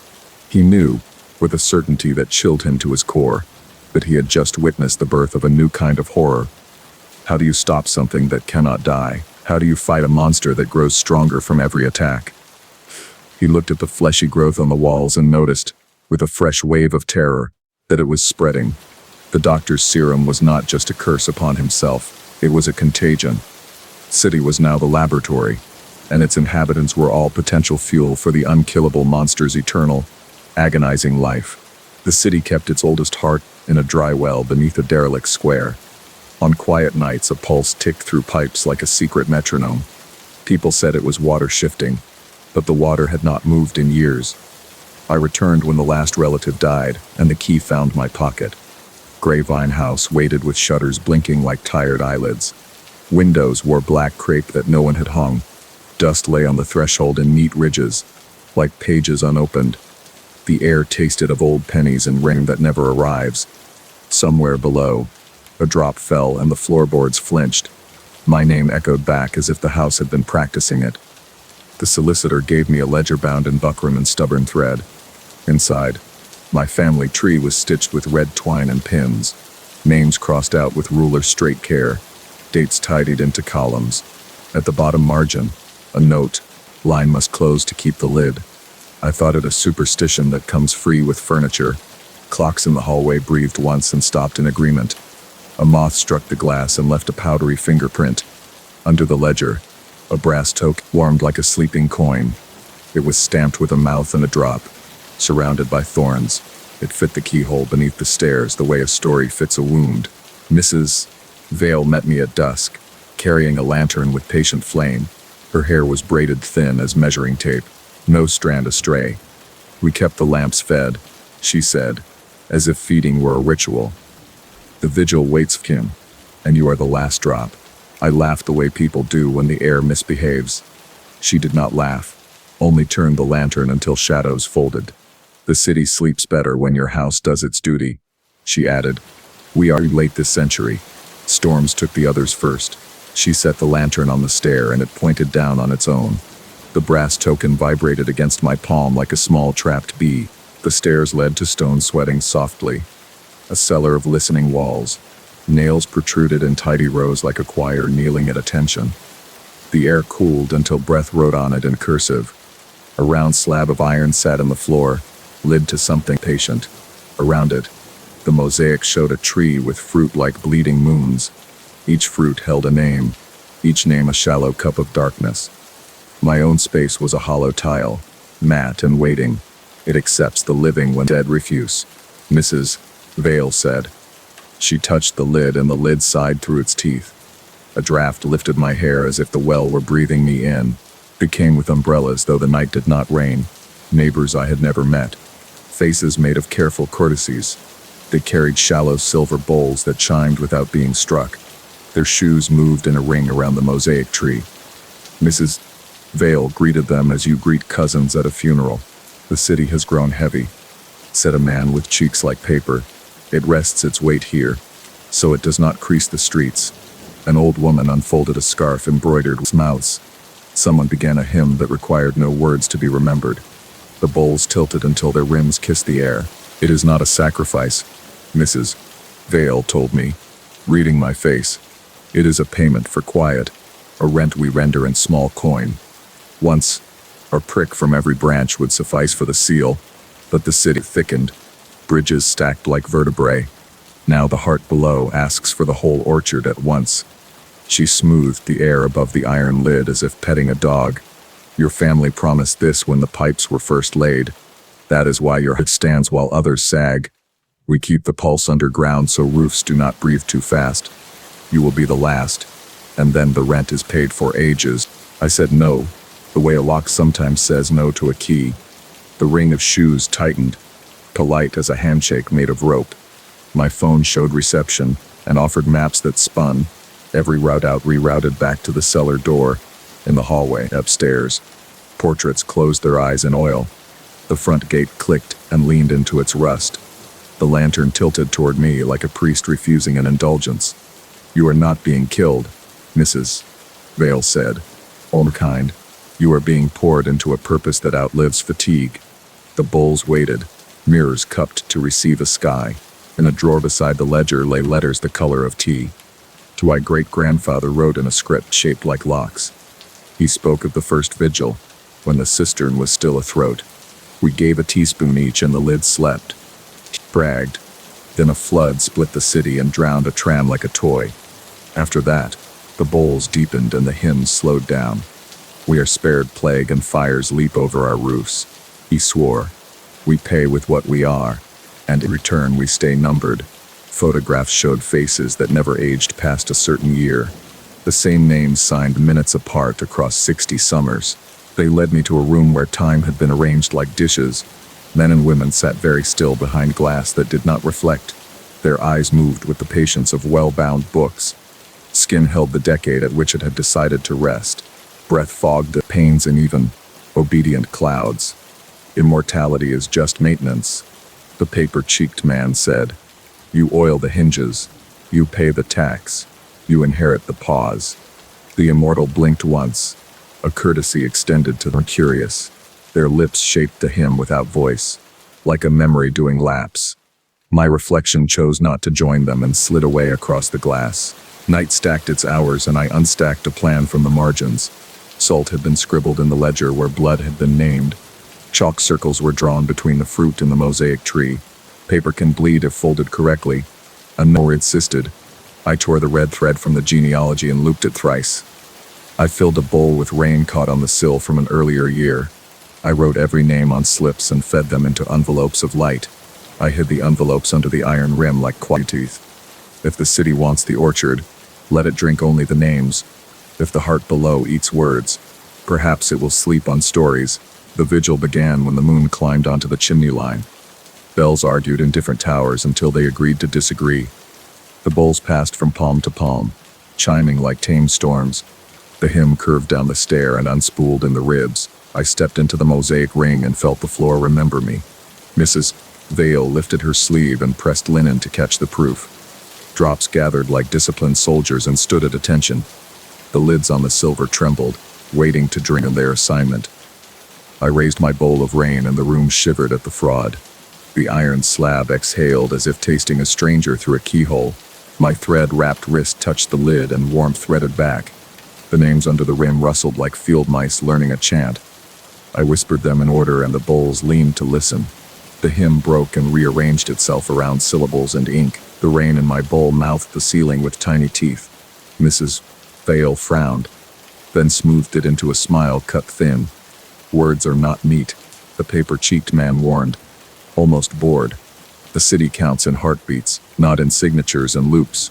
The iron hummed, undecided, a judge with too many clocks.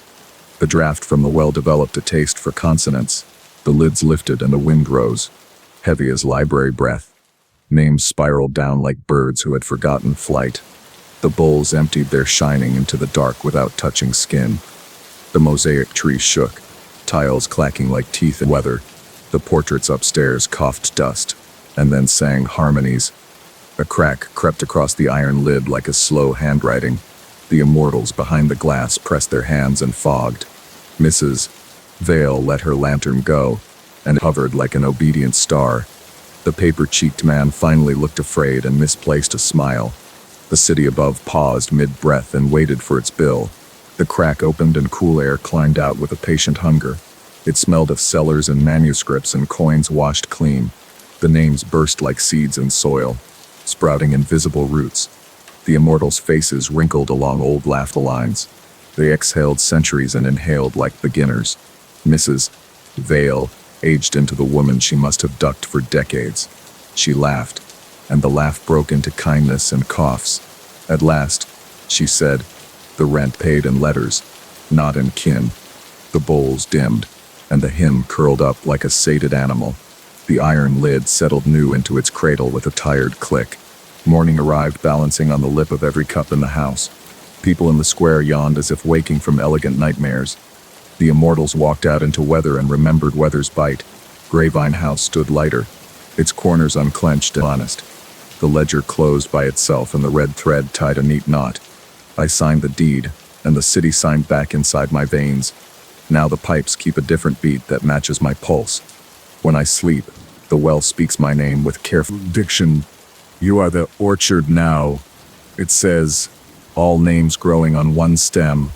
If one day we ask again, we will only have to knock once. I found the book in a dead man's wardrobe, wrapped in oilcloth and dust. Its cover looked like old parchment varnished with smoke and something sweet. When I opened it, the letters behaved like fish, turning as the light moved. A faint perfume of myrrh and wet clay rose from the gutter of the spine. On the first page, a warning: do not read aloud unless you intend to obey. I whispered the title anyway, because curiosity is a kinder word for hunger. The palimpsest of hollow suns shivered like a living throat in my hands. Ink bled forward from lay pages, eager to meet me halfway.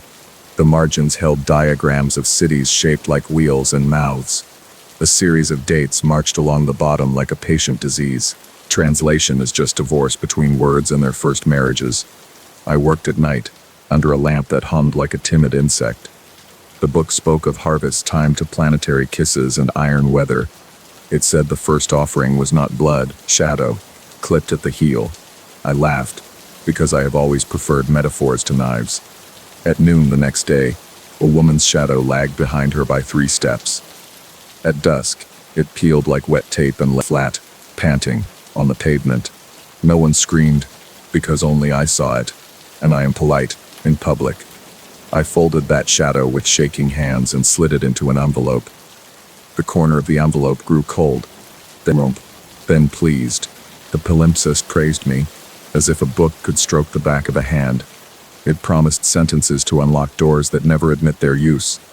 I tested a line on my apartment door, the lock sighed and forgot its job. Another line made my neighbor's radio confess songs it had hidden.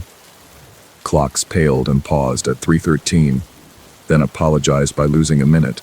Drains began to whisper my name like rain tasting a familiar roof. I swabbed the ink with cotton and the cotton wriggled like larvae. Under my lamp, the letters curled into constellations I could pronounce. The book told me where to take the shadow, and why I must not be late. I went, because some verbs are stronger than people. Beneath St. Halcyon's, a door hid behind a curtain of graffiti and rust. They waited in a room that had peeled itself down to concrete and pipes. 6 figures in veils tattooed with star charts, eyes a smudge of oil. Each wore a key around the neck, and the keys did not match any lock. They called themselves the choir, and me, they called the reader. On a table lay boxes stamped with constellations and moth-wing dust. Inside were objects the book had described with bearable tenderness. A brass key, as warm as a bird. A glass locket with a storm inside. A spool of copper thread that hummed when I touched it with a nail. A bellows made of silk and reeds, faintly breathing on its own. The choir said a god cannot be carved. It must be compiled. Every city leaves pieces of itself lying around like mislaid teeth. They were collecting pieces of people to teach a god our grammar. Not gore, they promised. We prefer symbols to stains when usable. Organs would be replaced by meanings housed in gentle machinery. A heart translated into a key that knows every polite refusal. Lungs exchanged for bellows that remember rain and the smell of books. A stomach traded for a jar of coins that never stopped clinking softly. Hands rewritten as quiet clocks, ticking only when no one looks. Eyes covered with obsidian discs so they reflect only inward. Before organs, they said, comes the shadow, because shape precedes meat. They strung a black thread between 2 mirrors and hummed a minor scale. The woman's folded shadow climbed the thread like a careful spider. On the mirror it left an outline like soot shaped into confession. The outline was cut with shears that never touched light or skin. When they removed it, she sighed upstairs and forgot her fear of stairs.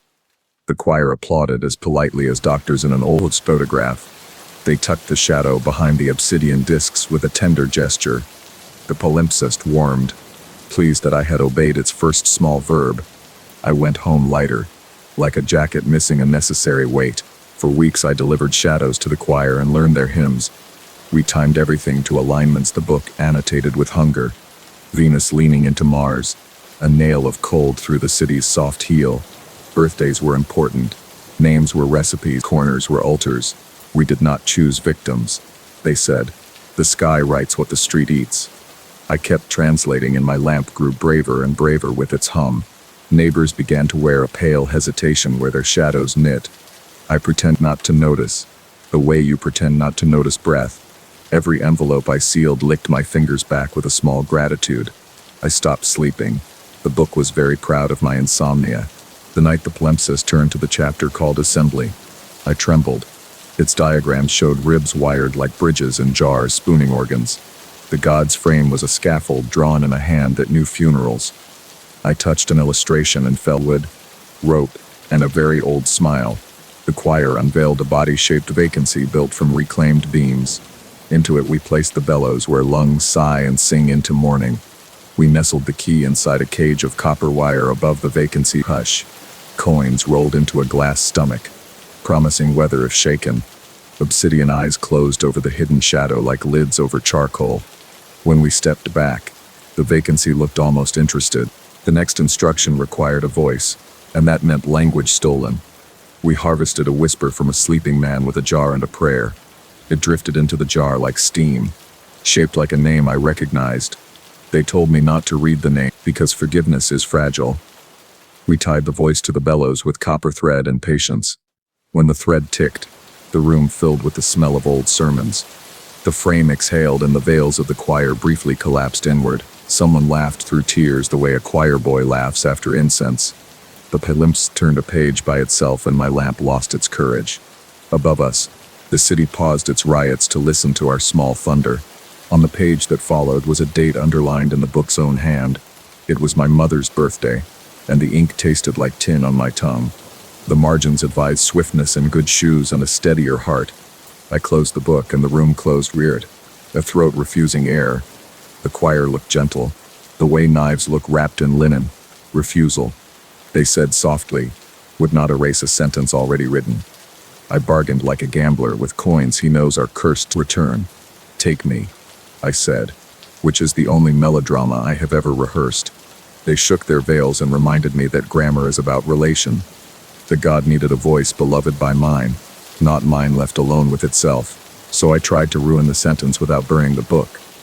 I took my own shadow to a mirror and cut it free at the heel. The cut sounded like sugar breaking, and my knees went patient and weak. Without a shadow, I learned how to walk across attention like ice. I could enter rooms and not trouble the air with my arrival. Warmth stepped back from me. Mirrors kept my face for a breath too long. I brought the choir my shadow in a jar that smelled like pennies. They peered in and praised me, the way garden rays, early frost. They tied my shadow to the god's frame where a wrist might learn pulse.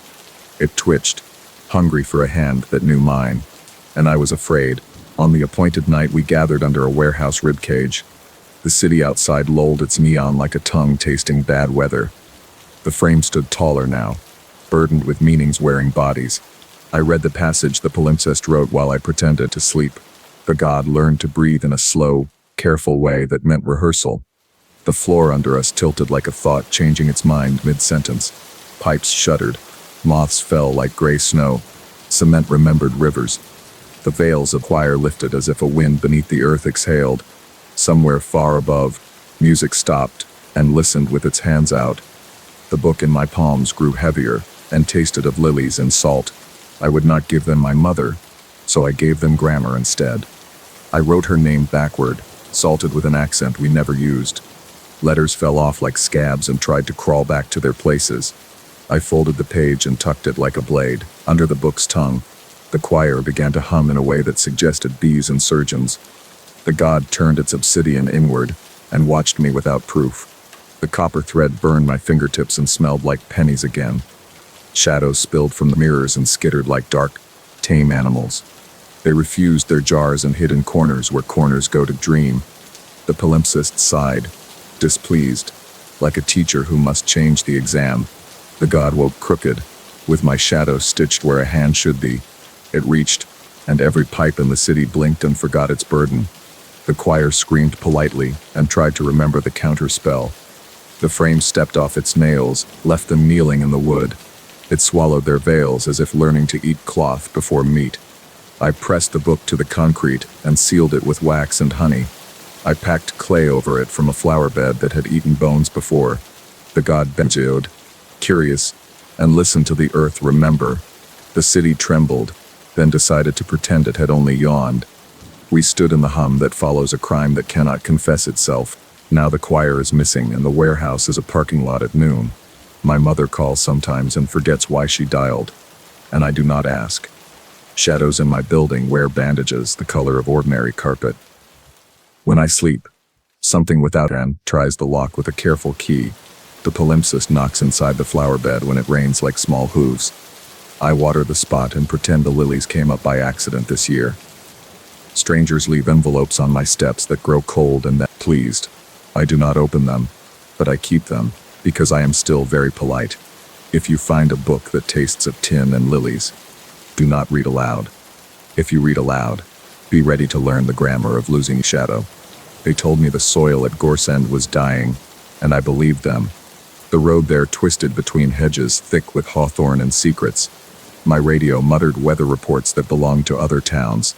Every mile bled another bar of signal until only the engine spoke. I carried augers, sample bags, and the faith of grant money. A letter with no return address promised room, board, and answers. The ink smelled like damp sacks, the kind that sprout in the dark. I wanted a story about climate, not folklore with teeth, but drought makes scholars bargain with superstition. So I drove until the asphalt forgot my name. The innkeeper greeted me with a smile that knew its edges. Jars lined the shelves behind him, labeled not by species but by people. Rowan, ivy, ash names. Not plants, each jar full of dried seeds. The air held a sweetness, like bruised apples stored too long. My room looked over barley that shimmered as if remembering wind. A charm of twine and nails hung on the window latch like an apology. Downstairs, voices braided together whenever I listened too hard. They called me doctor, though I'd signed my letter with just a name. They asked what instruments I trusted more, metal or prayer. I said calibration, and they nodded as if I had blessed them. Eldra Wren oversaw the fields, a woman with hands like good shovels. She walked me along furrows that held their breath between footprints. "The ground is hungry," she said, like she was stating the weather. "We feed it as our mothers fed it, but it asks for strangers now." I knelt, sifted loam, watched mica glitter like buried frost. Phosphorus sang in my tests at levels that made no sense. Potash numbers purred, nitrogen blushed, and new leaves were wan. Something else leaned on the crop, an appetite with grammar. "A blight," I said, and Eldra smiled the way a door smiles shut. "A guest," she corrected, and the stalks seemed to nod. Scarecrows stood at the margins dressed in clothes that remembered sweat. Their faces were burlap, but the chin stitches knew a person's slope. Crows lodged on wires and refused to risk the honeyed air. Earth moved in small ways, like brie done by someone asleep. My auger hit resistance that flexed back instead of cracking. The hole exhaled a scent halfway between rain and pantry dust.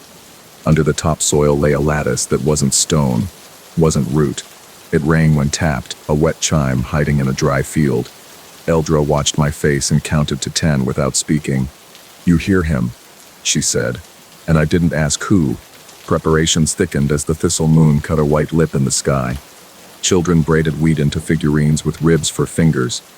Men carried sacks labeled salt, lime, and names into the barn. A hymn practiced behind closed doors, vowels long as roads. They traced furrows in the village green with iron sickles.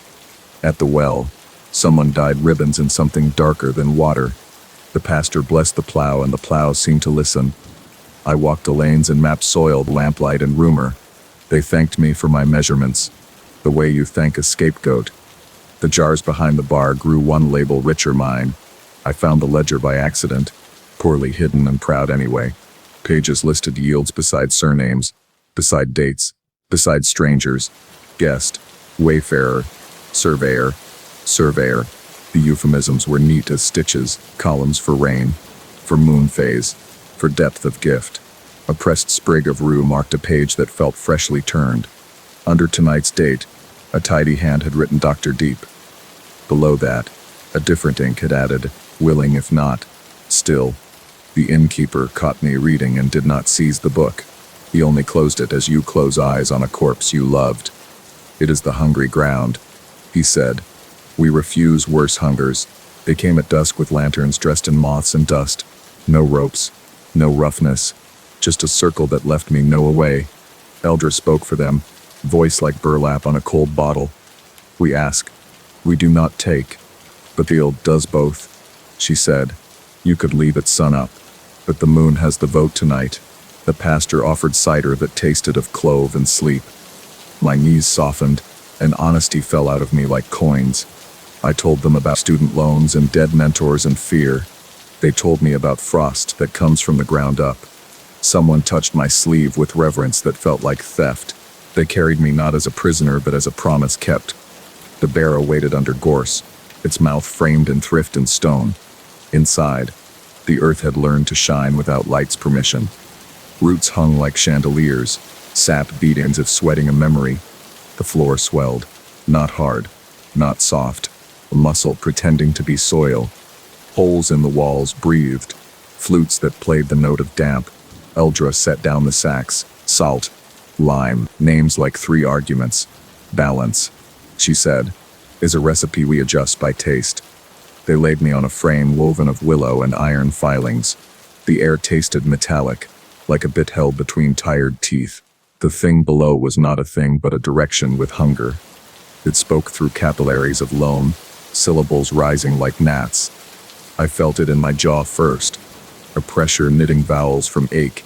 It said it remembered cities as flavors and we peppery. It said it fed old and slow and traded life for weather. Eldra knelt, palms down, prayers pressed into grit like seeds. The pastor intoned a liturgy about debt and crop insurance. The villagers hummed, harmony a plow, cleaving sleep.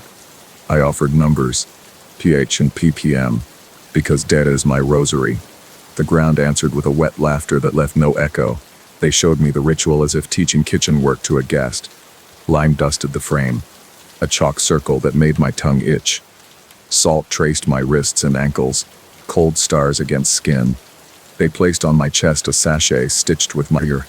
Names were read into the room until air felt crowded with faces. Eldra's knife kissed the earth beside me. Not skin, not yet. The whole side, and from it rose a smell of clover and pennies. Grain heads out rustled though no wind signed its name. We do not cut, Eldra said. We plant what is offered. The ground prefers promises made while the heart is awake. A traveler from the road lay on another frame across the room. He blinked as if waking inside a story he would not own. They placed his frame first above a shallow trough of soil. The barrow swallowed a sigh that took him down an inch. The roots above pivoted slowly, like ears turning toward music.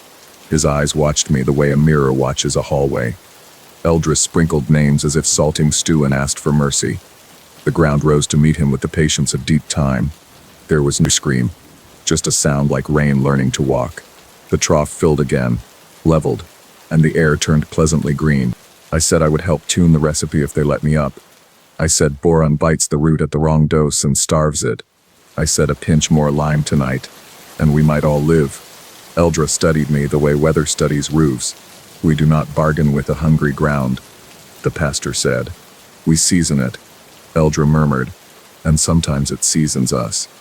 The Sacs breathed quietly. A second congregation. I told the truth. I wanted to live long enough to lie later. Eldra's hands hovered, weighing me against the town and the moon. Teach us, she said finally, and the roots tensed like listening. I told them to heap the lime, bitter as unripe words. I told them to flood the trough with water stolen from prayer. I told them to let salt pretend to be snow on every lip. They obeyed in a hush that no choir could reach. The ground shivered, appetite stumbling on its own tongue. The barrow's breathing holes coughed. Music turned to static. For a moment the field outside forgot how to ripple. The thing below curled back as if tasting something unkind. Rolled, the willow frame complaining like an old door. Eldra's knife finally met rope, not me, merciful and fast. We ran until the hedges learned our names and closed behind us. The village split into shouts. Some for me, some for their god. The pastor prayed our footprints into silence, one by one. Eldra drove me to the ridge where cell towers remember mercy. I called no one. I listened to the dial tone's thin compassion. Stars gathered like witnesses not brave enough to testify. Eldra said, "We will pay for this with hail and thin milk." I said, "You will pay for it with fewer names in jars." She nodded, as if grief were arithmetic done nightly. The fields below waited, patient as a mouth between bites. I send soil reports now that say nothing useful and everything true. And dreams, I taste clover and pennies, and wake with dirt on my tongue. I changed my locks and keep salt lines on all my thresholds. Sometimes envelopes arrive with no return address, a sprig of rue. I burn them unopened, and the smoke smells like bruised apples. When rain falls wrong, I hear a chime in the bones of my house. Somewhere, the jars gain and lose labels like tides. Somewhere, Eldra balances recipes with the courage of famine. If you stop at Gorse End, leave before the moon remembers your name. The hungry ground is patient, and patience is the oldest famine. The city had learned to hum like a mouth closed on a secret. It started after the sinkhole on Delancey exposed the old riverbed. Basements began sweating brine, and faucets sang in their sleep. Elevators paused between floors as if listening for a cue. Pigeons left the park at dusk, abandoning their statues like molted skins. The weather report mentioned pressure changes and moved on. But under my office, the subway crooned to empty trains. Low and patient, I archive sounds for the municipal museum. So patient is my trade. To me, noise is a personality.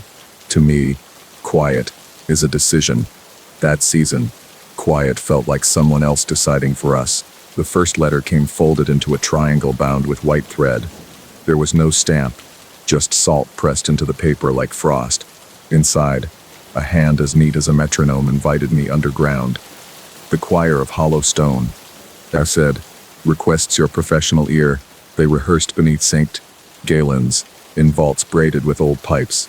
They claimed to keep the city from collapsing into its own echo. They promised no publicity, only access to something older than law. I circled sentences and made a list of questions no one would answer. Then I went, because I am braver on paper than in person, and because the hum had begun to lean into my dreams.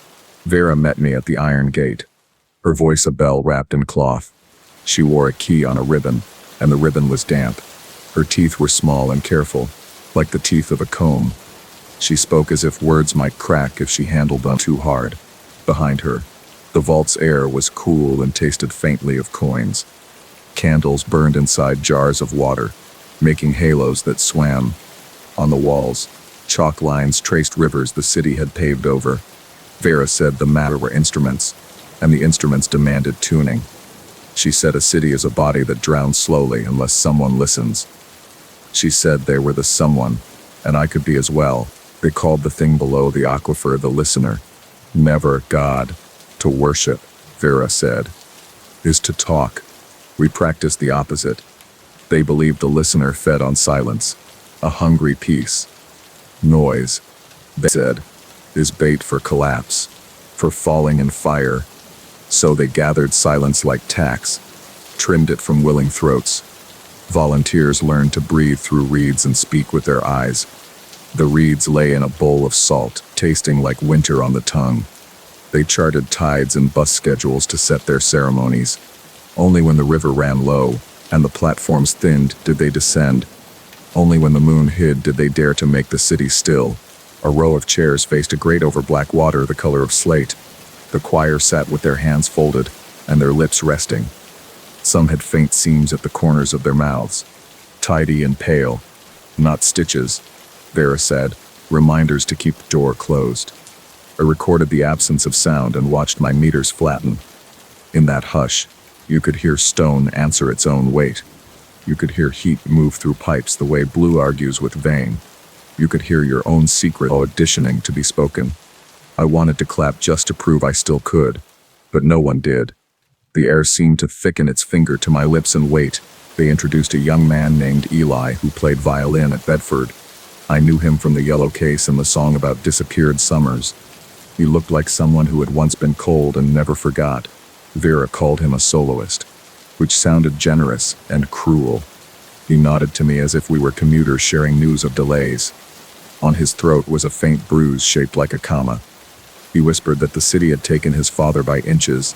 He whispered that he owed something he could find forward. Vera placed a hand on his shoulder and said the word harbor. The word settled in the room like a boat relieved to find shore. Patterns emerged as my notebooks filled, neat as scaffolding. Each offering matched a civic silence. A pause the city already kept. Street sweeper holidays. Library closures. The hour subway's rest. They borrowed gaps, returned them as gifts to the listener. Storm sirens in test mode marked a calendar like teeth. Construction moratoriums drew little moons in my margins. An eclipse made Vera's pupils widen with almost joy. She spoke of pressure, of the thirst of limestone and brick. She spoke of the old river trying to pull the city back to bed. She spoke as if the bed were kind and the city a restless child. The descent past rooms of choir robes folded like sleeping swans. We walked catwalks that trembled as if choosing a heartbeat. I kept thinking that if I fell, the dark would close without ripples. Vera's key found locks whose holes sighed to be remembered. At the cistern, the ceiling was low enough to make me bow. It felt like kneeling in a confessional that had outgrown priests. The water moved without moving, a patience I did not trust. Eli stood by the rail, his hands quiet on the yellow case. Vera lifted her hands, and the choir lifted nothing. Together, silence gathered in their throats like silk pulled from a cocoon. What happened next is easier to draw than to say. The quiet deepened until my bones remembered other rooms. My childhood closet with the light off and the house asleep. An empty theater before the first cough and the first shame. The listener answered with a pressure that combed my hair. It pressed up through the grate like a sigh wearing limestone. The jar's candle halations stretched, as if listening back. The maps on the walls wanted to curl into themselves and hush. Eli's eye closed, and I realized he was not afraid at all. He looked like someone stepping into warm water willingly. I am no hero, but panic puts on a hero's costume quickly. I grabbed Eli's sleeve and said his name too loudly for the room. The choir's heads turned as one, polite as owls in a library. Vera shook her head, the kindest refusal I have ever seen. She told me the city would crack without this little debt paid. She told me bridges lean on bargains I cannot see. She told me sound is a scaffolding you can hang a life from. I told her I had recordings of every siren the city owns. I told her I could pour them down the grate like rain. For a moment, I thought the vault itself craned closer. We bargained like two people dividing a haunted house. I played a civil defense wail from the 60s, crooked and thin. I played ship horns from the pier, those long, forgiving throats. I played tape hiss, which is a cone of dust you can hear. Each sound went down and came back watered, made obedient. The pressure eased, the rails stopped, their complaining. Vera nodded to Eli, and he put his case down carefully. He opened it and took out silence instead of an instrument. It was the silence of someone deciding. It was heavy and bright. He set it on the rail, and the room held its breath with him. Later, Eli told me he had been ready to vanish into the hush. He said the listener spoke to him in the rust of the stairs. It had asked for a name, and he had considered giving his own. He said my sirens tasted of weather and old copper roofs. He said they were enough tonight. But nights return. Vera asked me to bring archives in small, regular offerings. She called them tithes. I called them loans. I would not forgive. We shook hands as if we were colleagues at a burnless conference. Her palm was cool and damp, like paper lifted from a stream. She thanked me without smiling, which felt honest. Afterward, the city slept a little more deeply between sirens. The sinkhole was fenced and blessed with orange netting. Pipes stopped their midnight consonants and settled into vowels. Elevators remembered the floors they were made to love. Pigeons resumed their arguments with statues at noon. My inbox filled with recordings of quiet sent by strangers. A mother shushing a child becomes holy if you let it. A librarian's glance is a clean knife that leaves no mark. Two lovers holding laughter in the crook of an elbow is medicine. I kept each file like a charm and tried not to count them. Some nights, the hum returns like a tide that forgot its manners. It presses at windows, testing the frames like an old friend. I take the old tapes down and feed the vault a little past. It likes train brakes and weather radios and auditorium air. It likes applause recorded from far away. Shaped like rain, it likes the sound of a city teaching itself to be kinder. I have not asked what it would do if I stopped. Eli has moved to mornings, bitter coffee in his muse now. He nods at me sometimes as if we survived a harmless storm. We both pretend the word harmless means what it used to, when the moon hides. A triangle of paper waits under my door. The thread is always white. The salt is always fresh. Inside, a schedule that feels like a heart-learning restraint. I go because debts, like rivers, prefer their old channels. I go because I am good at carrying quiet where it needs to sit. I go because beneath us something listens with perfect patience. Vera's ribbon darkens with time, but the key is faithful. The choir gathers, and the city leans on us without gratitude. We lower our voices together, a gift wrapped in nothing but care. Far below, the listener places its ear against the stone. The river district smelled of iron, time, and old electricity. Night crews cut power in slices, leaving alleys like cauterized veins. The missing started as rumors, then spreadsheets, then whistles. I worked inventory at St. Kilda's, counting bodies twice. Numbers always told the same lie with a calm face. Bags arrived heavy and left lighter, stitched with different tape. Tags changed handwriting, matted week. A new tidy parish script. Security footage kept getting tired at the same minute. Someone was harvesting the city with the patience of frost. I followed the receipts to a chapel welded from ship ribs. Inside, candles burned the smell of antiseptic instead of beeswax. Pews were scaffold planks, stained with palm prints and rivets. An altar stood like a workbench. Belts hung like rosaries. The congregation wore aprons, faces veiled with gauze patterns. Their emblem was a 9-toothed gear, red with thumbprints. They called themselves the Assembly, Saints of Repair and Return. Their hymn rattled like bolts in a coffee can. A voice from the rafters said bodies were blueprints, not endings. It felt less like prayer than an instruction manual sighing. I kept my pen moving so my courage wouldn't stop. The litany listed gifts: a singer's lungs, a judge's tongue, a watchmaker's eyes in saline, blinking like patient coins, a boxer's hands, knuckles polished by capital letters, a dancer's ankles, delicate hinges designed flight, a midwife's wrists, small bridges over roaring rivers. They arranged each part on linen stamped with measurements. The priest, if priest was the word, wore a jacket of pockets. He spoke of a God that must be assembled. Excellence. Perfection has always been scattered, he said. We gather. The congregation answered. We fasten what the world drops. I hid behind a confessional-turned tool cart and watched. In the nave stood a frame shaped like a patient between breaths. Copper thread stitched limbs to trunk, humming like summer lines, where a heart should be. Jars pulsed in concert, glass lungs. The ribs were a ladder of wishbones lacquered with varnish. The skull waited on a pillow, empty as an unasked favor. Nails, screws, sutures, prayers, fasteners named in one breath. With each attachment, the rafters sighed with satisfied weight, the god to be twitched, testing the grammar of movement. My own pulse matched the metronome of dripping saline. Inventory, the leader said, looking directly where I wasn't. His voice was warm, like a blade rinsed under a tap. Counters are sacred, he continued. You measure what the world fears. He beckoned with a clan still glossy from purpose. I stood because my knees preferred obedience to collapse. He asked if I wanted to see how the city is repaired. You patch roofs, he said. We patch fate before it leaks. The congregation parted like curtains. Gracious, inevitable.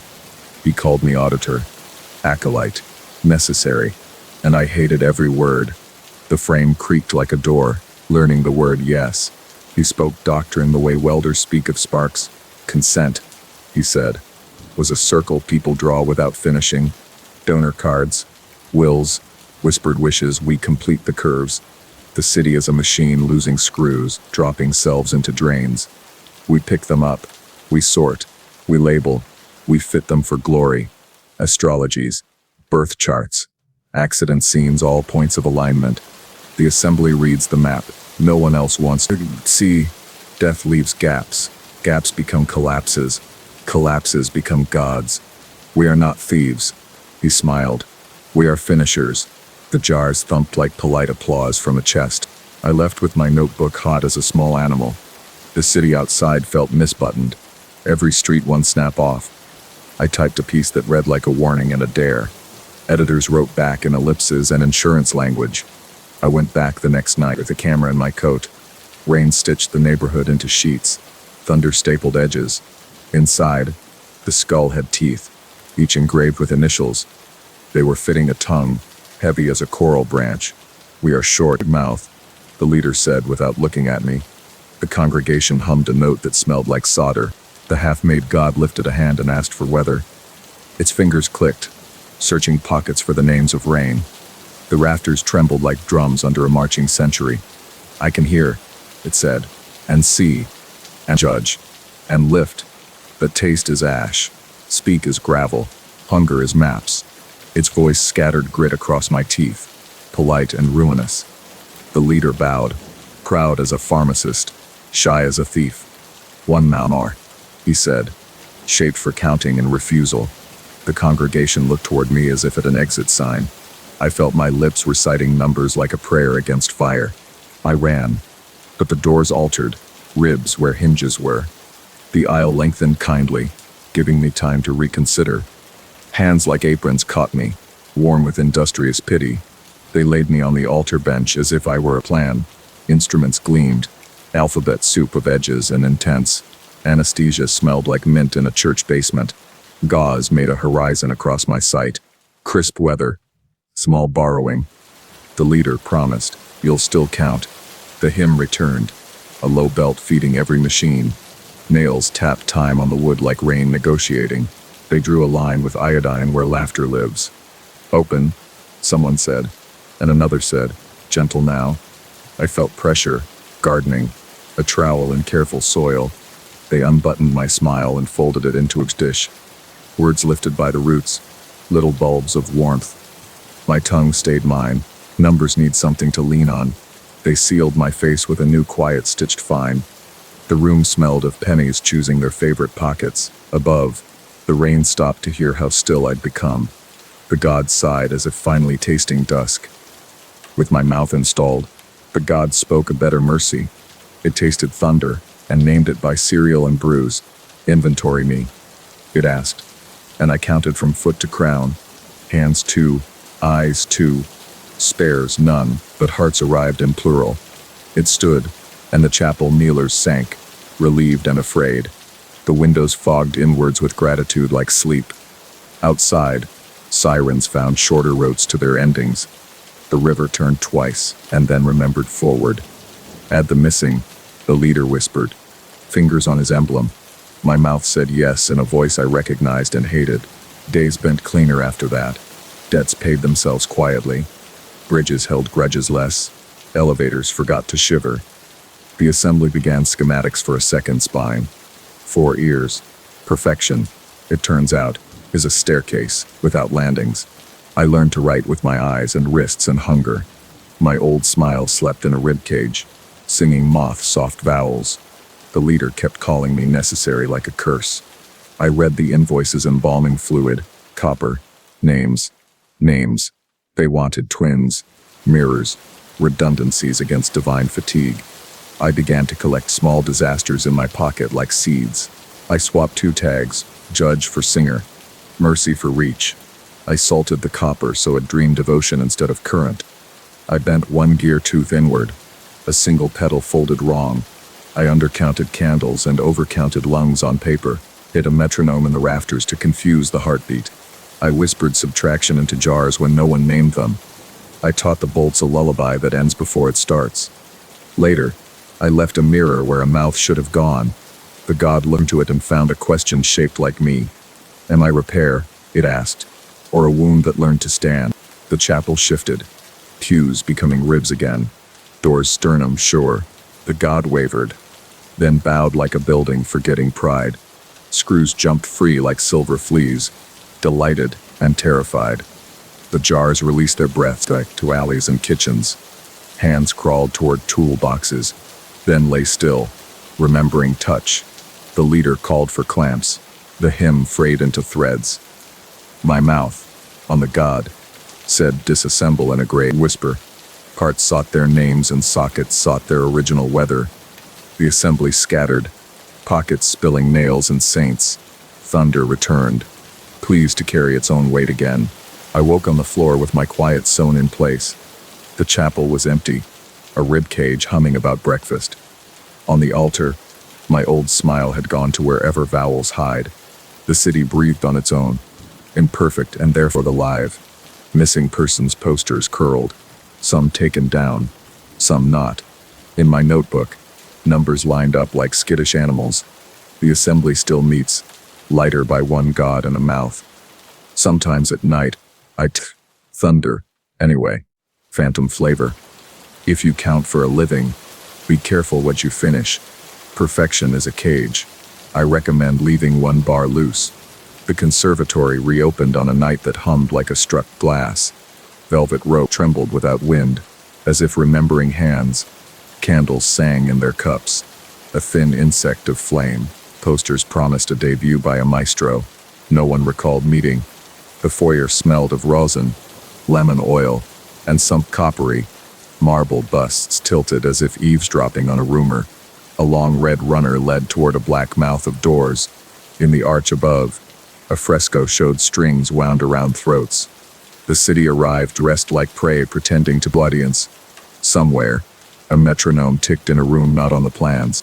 Mara Kestrel came as a forensic acoustician, a collector of ghosts and sound. Police hired her when rooms made noises dead bodies keep. She carried a recorder, a tuning fork, and 3 unfinished apologies. A letter had summoned her, written in a staff of 6 lines. The paper tasted of resin when she bit it. A bad habit returned. Come if you can hear what others miss, the letter had said.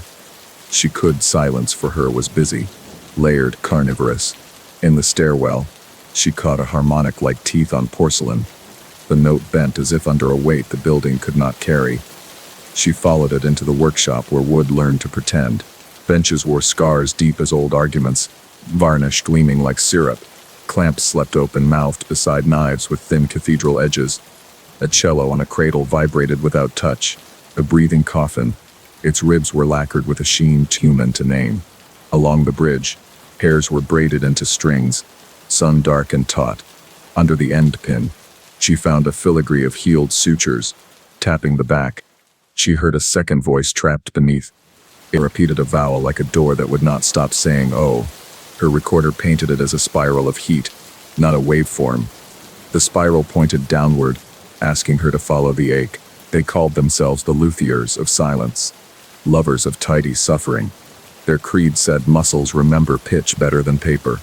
They believed every body carried an instrument waiting to be tuned. Drums from torsos, reeds, gristles, strings from the faithful unraveled. They sought a god who nested between heartbeats, deaf and hungry. To wake it, they assembled an orchestra that could not rot. Notes were prayers, and prayers worked better when they had weight.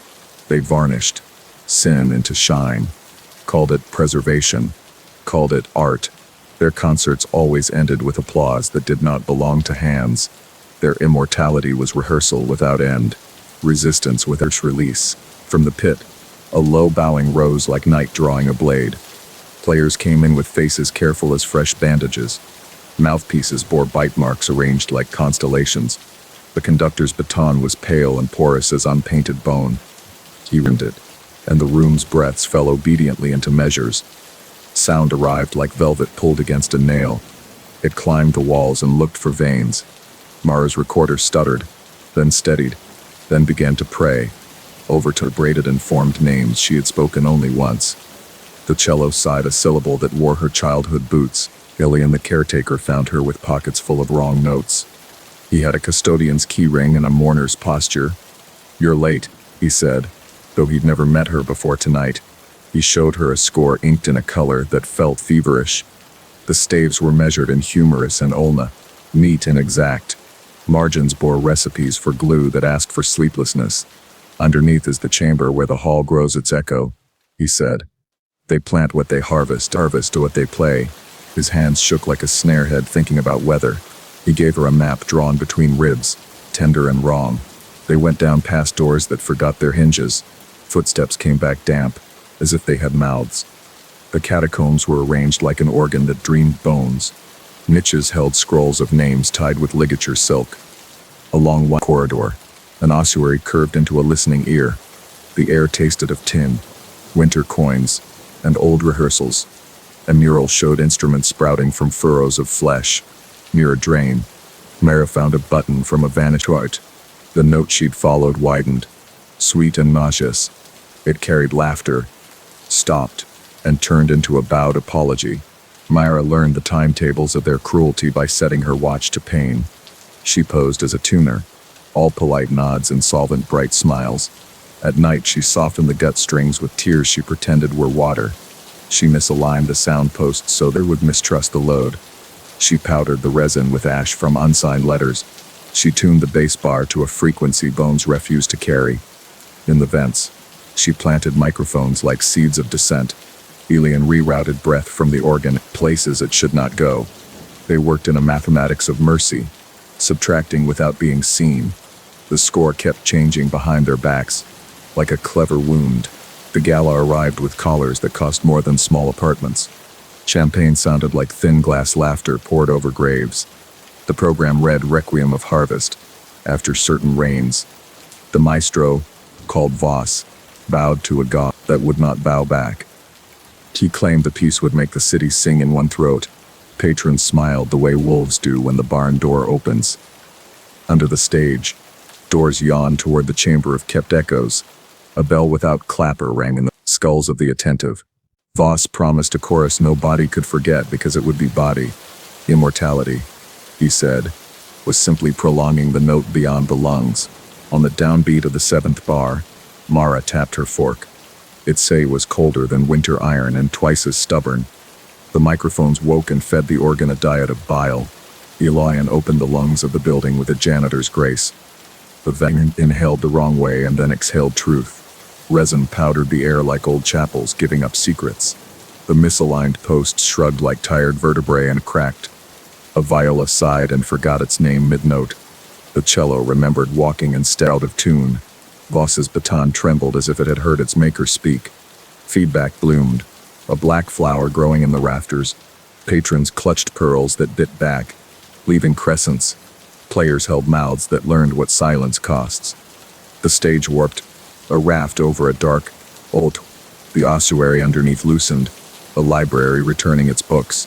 Air rushed up with the smell of wet plaster and unwritten names. The drums buckled, refusing to carry any more borrowed heartbeats. Elian pulled a child from the path of a falling chandelier. The chandelier sang as it broke. Silver scream in 12. The audience finally applauded honestly, which is to say they ran. Voss met Mara at the lip of the pit, eyes citrine and glassed. "You tune against God," he said, voice slick with varnish. She raised her fork and felt the room choose its loyalties. He lifted his baton, a radius polished into obedience. They struck, not flesh on flesh, but pulse against pulse. The hall became a throat arguing with itself beautifully. Her A found his E, and worried it until it frayed. The baton cracked, a dry winter branch remembering its tree. His voice spilled into the shards and tried to assemble a mouth. The organ took a breath and refused to lend it back. When the air settled, it did so with a tired animal's shiver. Instruments lay in shapes no hand would claim. Again, the walls were salted with resin that would never polish. Survivors wore the look of people who have heard too much. The Luthia counted their losses like misprinted measures. Voss's coat remained unbuttoned, learning how to be cloth alone. Mara picked up a fragment that hummed her name once, then slept. Elian locked doors that had never imagined they'd close. Outside, snow tried to fall and kept melting into whispering rain. The program leaflets softened into pulp, unread and kinder. Nights afterward, Mara returned with tools that apologized by shining. She unstrung what could be unstrung and buried the rest by ear. She made wind chimes from keys, not bones, and hung them by vents. With each sweather, a trapped vowel remembered sky and left. She cataloged names in a ledger that asked for warm hands.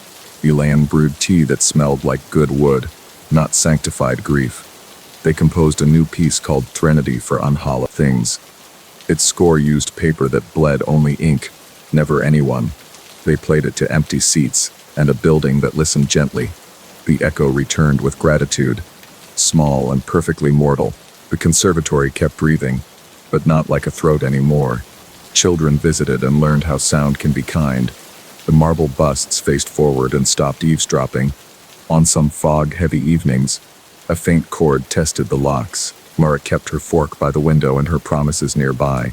If letters came, they came without resin and with real stamps. If gods listened, they did it with their hands folded. Quiet. Voss's shards slept in a jar labeled "Do Rehearse." The city tuned itself to weather instead of hunger, and the night finally sounded like snow deciding to stay. Under our city, something breathes between the pipes and prayers. It moves like pressure through the brickwork. Patient second heartbeat. On dry nights you can hear it in the storm drains. A sea with no shore. The old maps call it subsidence, but the surveyors wrote in pencil. I copy those maps for a living, tracing old rivers through new concrete.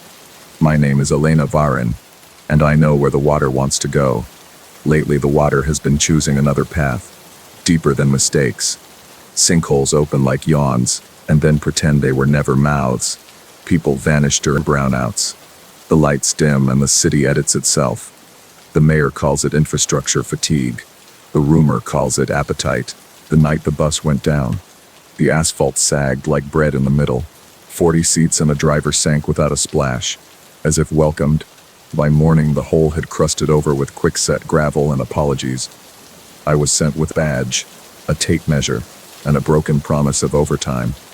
The air around the site smelled faintly of iron and perfume and low tide. In the quiet, I heard a pulse, slower than mine, older than good news. The monitor on my belt picked up pressure variations like whispered names. I set a marker and watched it shiver, as if something inside exhaled. When I closed my eyes, I saw a throat, ringed and deliberate and patient. I opened them to find the street look back at me, perfectly innocent. The archives kept the city's veins tucked behind polite labels and dust. I found a blueprint stamped with a department that no longer exists. The lines in it went lower than sewers, lower than aqueducts, lower than shame. Along one tunnel, someone had written in red pencil, Feeder Main. Dates were penciled in along its length. Little anniversaries with no balloons. The pattern matched our blackouts and our missing and away math rats. A note in the margin read, quotas adjusted per year of scarcity. Another, softer hand had written, we keep earthquakes asleep. I traced the road with my finger and felt the paper warm a little. I borrowed the map and left an IOU no one would collect. The access hatch sat in a forgotten alley behind a shop that sold keys. Rust had locked it, but rust gives if you speak to it with oil and time. I lowered myself into a throat of brick slicked with old city sweat. The ladder rungs were worn smooth, polished by careful, frightened boots. The air grew colder and thicker and more attentive to my breathing. Condensation beaded on my cheeks like someone counting with wet fingers. The flashlight threw coins of light that were swallowed very politely. Somewhere ahead, water talked to itself in a language of vowels and grief. My boots met a walkway and the walkway led to a chamber that listened. I felt suddenly like a trespasser in a cathedral no one had blessed. The chamber's floor was a shallow bowl of basalt veined, like a palm. Channels feathered out from it, narrow as wrists and dark as memory. At the center, a black lens quivered as if a breath had been held too long. Old coins were fused into the stone, a mosaic of drowned promises. The walls were tattooed with carvings of pipes married to veins and roots. Someone had chiseled a motto where a priest might put a psalm. We feed that which remembers us. It read, each letter worn by fingers. A handprint beside it was human and deep enough to be recent. The map in my pocket warmed again as if agreeing with the architecture. I touched the black lens and it trembled like skin resisting a needle. My brother Luca disappeared 3 winters ago during a roll of outages. He left his coat on a chair and a note on the table that just said, wait. The police called it wandering, a kind word for drowning above water. I called theft, though I did not name the thief because I feared it. In dreams I saw him on a catwalk, humming, touching brick like a lover. The night after the bus sank, his humming woke me from a dry-throated sleep. It was not a song so much as a pressure rearranging the furniture. That morning I found a green municipal token under my door, warm. On one side, the city seal, on the other, a little carved mouth. The token matched the coins in the basalt like a missing tooth. I was not alone in the chamber. I realized this by how the air behaved. It held its breath as shadows lengthened down a side corridor. A procession arrived in boots that never scuffed, in jackets with city crests. Their hard hats were painted with certain tiny careful prayers. The leader wore a reflective vest turned inside out, like a secret. He carried a clipboard the way a priest carries a book with teeth in it. They called him the foreman of night, and he smiled like fresh concrete. Batu Adali was a man whose eyes had been taught to be quiet. His wrists were wrapped in tape that whistled when he strained. The foreman nodded to the bowl as if greeting a pacified animal. They spoke in the grammar of procedures, a liturgy of checklists and valves. Confirm blackout window, someone said, and the lights obligingly dimmed. Confirm drain alignment, someone answered, and the floor tilted degree. Confirm caloric equivalency, murmured the foreman, as if a recipe. They opened the man the way you open a letter you already know the contents of. Blood traveled the channels like a courier with no questions to ask. The black lens bloomed into a mouthless ripple and drank without a sound. The vents exhaled a cold that smelled like coins crushed in teeth. In the ripple I saw faces like photographs left too long in a river. One of them had Luca's cheekbones and the stubborn set of when they the mouth. After, they washed the dolly with bleach in a stubbornness I recognized. The foreman wrote something on his clipboard and patted the stone bowl. He said, balance maintained, like a father satisfied with a sleeping child. They left by the corridor that had not been there when I arrived. I took their ledger from the altar they forgot to call an altar. It was written in columns of citizens and storms and years without plague. Our worst winters were quiet because someone fed the quiet animals below. For every quake averted, a name. For every fire that died in its crib, a body. I felt the building around me, listening for my conclusion like a judge. I put the ledger in my bag and the chamber frowned in a shift of air. I learned the valves by touch, the way you learn a lover in darkness. I traced the feeder main to 3 sluices that made numbers out of blood. I found a pump labeled reverse and a note that said, "Never in flood." If the bowl drank bodies, maybe water could choke it into sleep. If sleep would not come, drowning is a kind of refusal too. I drafted a plan like a confession I would later deny, intending, at midnight tomorrow, the scheduled brownout would open the throat again. I would open the river gates and give it what it hated, abundance. I would force the city's cleanest water into its oldest hunger. I would ask it to choose between memory and dilution. The blackout came like a lid, lowering, polite and inevitable. Sirens wound down into the kind of silence that remembers knives. I stood by the control panel and listened to my fear settle its tools. The valves complained. Doors turned, then sighed like doors in elderly houses. Sluices thundered. The river shouldered through like a late guest. The chamber filled with a brightness that had nothing to do with light. The black lens puckered, resisted, and spread like a bladder about to burst. Footsteps arrived behind me, precise as a metronome, irritated. The foreman said, "Technician, you are meddling with disaster metrics." I said, "I am taking my brother back," and pulled the final lever. The bowl tore open like a stitched smile, and the city leaned inward. It was not a mouth, it was a diaphragm with a memory of mouths. It inhaled and the river hesitated, offended by the invitation. The walls flexed the way ribs flex when something laughs too hard. Voices folded into the pressure, subway echoes freighted with names. The foreman braced himself with his clipboard like a shield made of paper. He shouted over the wind that had no direction but down. Yoon said, "We kept your birthdays safe, your bridges sober, your winters gentle." He said, "We make bargains with the geology you insist on ignoring." He said, "We spend few to save many," and the ledger in my bag grew fewer. I dropped the ledger into the torn diaphragm and it did not sink. Pages flapped like white fish, then stilled as if read by something eyeless. I spoke to the pressure in the simple language of a bill unpaid. "Release what you keep, that is mine," I said, "and I will close the river. Keep the one who led me here instead," I said, and the foreman laughed. I cut my palm and wrote Luca on the rim in thick, honest red. The chamber tasted the word and decided it was dense, enough to weigh. The diaphragm tightened and loosened in a rhythm that learned my breathing.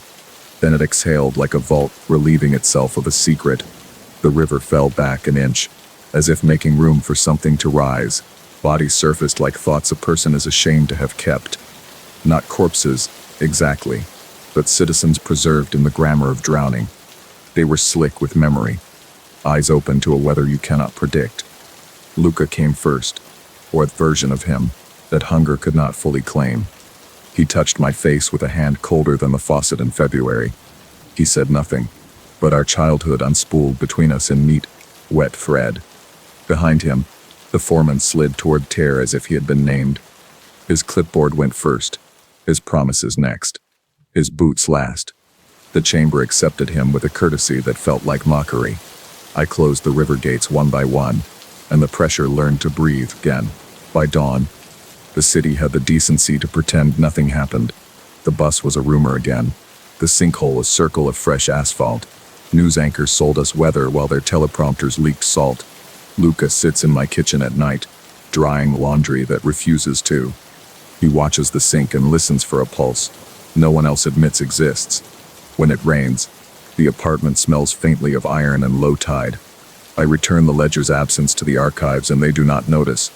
Under the city, something breathes and waits to be properly remembered. I keep a wrench, a bandage, and a coin by the door like house keys. If the lights dim, I whisper a promise with my hand on the nearest pipe. The first sink opened like a pupil learning to love the dark. People gathered at the police tape, muttering into their paper cups. The asphalt edges curled like lips around an unseen mouth. From below came a draft that smelled of pennies and thunderstorms. I watched a coffee lid skitter toward the hole as if summoned. The radio said infrastructure failure with a rehearsed sigh, but the old night janitor at City Hall shook his head and spat salt. The throat is hungry again, he whispered, as if telling the floor. He drew a circle on my palm with a wet thumb and called it a valve. When I blinked, I tasted iron, and the circle felt like a promise. I am a surveyor by title and a listener by accident. My maps are rib cages. My job is to count the spaces between bones. When pipes complain, I hear it through concrete like a rumor of rain. For weeks, the storm drains hummed a note you could feel in gums. Manholes wore chalk sigils shaped like weirs and wheel teeth. Somebody had been down there who loved water more than skin. On the underside of one cover, a phrase scratched backward read, "The tithe flows down," or "the city Instead, I traced the letters until my gloves shone with grit and dread. The street above me vibrated like a jaw clenching in sleep. I went below at dusk with a light, a coil of line, and a borrowed prayer. The latter sweated. My boots learned the patience of each rung. Under the streets lay a cathedral of brick glazed by centuries of breath. Arches cupped the river like hands that had forgotten how to let go. Rats watched with the blank decency of centuries between shifts. My beam drew long bones out of the damp conduits. Ribs, old rails. At an intersection of channels stood a white door with no wall. At it, a brass plate read "Public Works" in honest letters. Behind it, the air ran colder, as if numbers lived there. I knocked, because a door deserves the courtesy of fiction. They opened with rubber gloves and confidence. Not workers' acolytes in oilskin cassocks, boots clean as altars. Their faces were municipal, the calm of people who fix leaks. A woman with a surveyor's prism around her neck smiled. "Welcome to Radiant," she said, voice like a level finding true. "We keep the drop. We pay the throat its share so it spares the rest." Her lapel pin was a tiny valve wheel bright with polish. Around us, candles burned in glass jars of rainwater, blue as veins. Someone chalked figures on brick head counts, tides, alignments. The numbers nested like swallows inside a larger mouth. They walked me through a cistern the size of a swallowed church. In its center, a platform floated, tethered by knotted rope. Above it hung a frame of old hydrants welded into a red crown. "We pour our burdens here," the woman then said. Palms up. Beneath the crown, offerings lay in careful piles, coins and keys, jars of silt labeled with street names in a tidy clerk's hand, bundles of photographs, faces blurred by the damp, tied with blue twine, bricks stamped with house numbers, corners rounded by thumbs, a child's paper boat, lacquered in clear resin like a memory, a bell, silent, wearing a collar of salt. Then the platform turned and showed us its central vessel. It resembled a person the way a scarecrow resembles a field. The skin was there, but not the weight. The body had been edited. Sutures like neat signatures traced from collar to pelvis. In hollows where softness should live, they had placed tokens. A compass nested where a heart would consult the weather. A jar of moths slept under the ribs like patient snow. A brick of salt sat in the gut, stern as a judge on Sunday. In the skull, through the palate, a small bell waited without a tongue. The vessel breathed carefully, as if remembering the lesson slowly. I said a law and they answered with a custom. "The city must feed the substrate that carries it," they said. "We give it the emblems of ourselves and it keeps its hunger polite." "Better the tithe than the swallow," added a man who smelled clay. They told me storms are feasts, droughts are fasts. We help it balance. They told me when pipes burst, it is the throat chewing through boredom. They told me this vessel chose to be hollow, to be a suitcase of us. It's not murdered. He is made meaningful, the woman said gently. Her hand rested on the jar of moths, as if to calm a sky. The bell in the skull shivered though no wind moved. The water climbed the brick in rings like birthdays on a tree. Somewhere, a sluice gate groaned and accepted a betrayal. The platform drifted inward until ropes drew into taut prayers. The air sharpened. My teeth remembered what pennies do tongues. From the black throat of the cistern rose a dome of soft motion. Not a monster, not a face, only the conviction of mouths. The surface dimpled in 9 slow circles, each a patient 0. The bell found its tongue and pressure and gave a small permission. The crowd knelt, The water inhaled. The rope asked whether to hold. I watched the dome learn the shape of the vessel without touching. I said I could help them keep the balance better. I said the city had installed backflow valves that starved the throat. I said I knew their map and the taps where it gagged. Let me open what should flow, I offered, and buy us all a season. The woman measured my voice like a beam across a dark span. She nodded to a boy with a radio and he ran like water under orders. My hands found levers, wheels, and the muscle memory of chaos. Rust sang under my palms like a choir of patient knives. Valves turned, gates consented, head pressure knelt to a new law. The cistern drew breath like a bellows remembering work. The throat rose higher, girth and gravity in a single syllable. A hush fell that belonged to basements and hospitals. When it touched the vessel, it did not swallow. It pressed. The bell chimed again. Small and correct, a clerk's stamp. The moths woke and wrote invisible cursive on the jar's glass. Keys rattled in pockets that had never known a coat. Somewhere above, a hydrant coughed and spat a coin into a gutter. The salt brick wept a clear tear, dignified and uncomplaining. The compass needle spun and then agreed on down. The 9 dimples smoothed as if a tongue had licked its plate. The rope failed like a resolved argument. The platform kissed the water with a sound like a folder closed. The vessel tipped gently, as if choosing obedience. Hands did not reach to stop it. The ritual had the right of way. The dome unbutter-mounted, taking what was offered. No scream, no splash, only the bell's neat period. The water settled in rings that meant accounted. Accounted. Accounted. Accounted. I realized my heart had synchronized with the drip against my boot. The woman looked at me and saw the same confession in my jaw. Now the season holds, she said, and believed herself entirely. The city above held too, but it held differently. Faucets across 3 neighborhoods refused to shut, murmuring. Storm grates whispered in sleep like polite mouths practicing names. My blueprints rearranged themselves when I looked her way.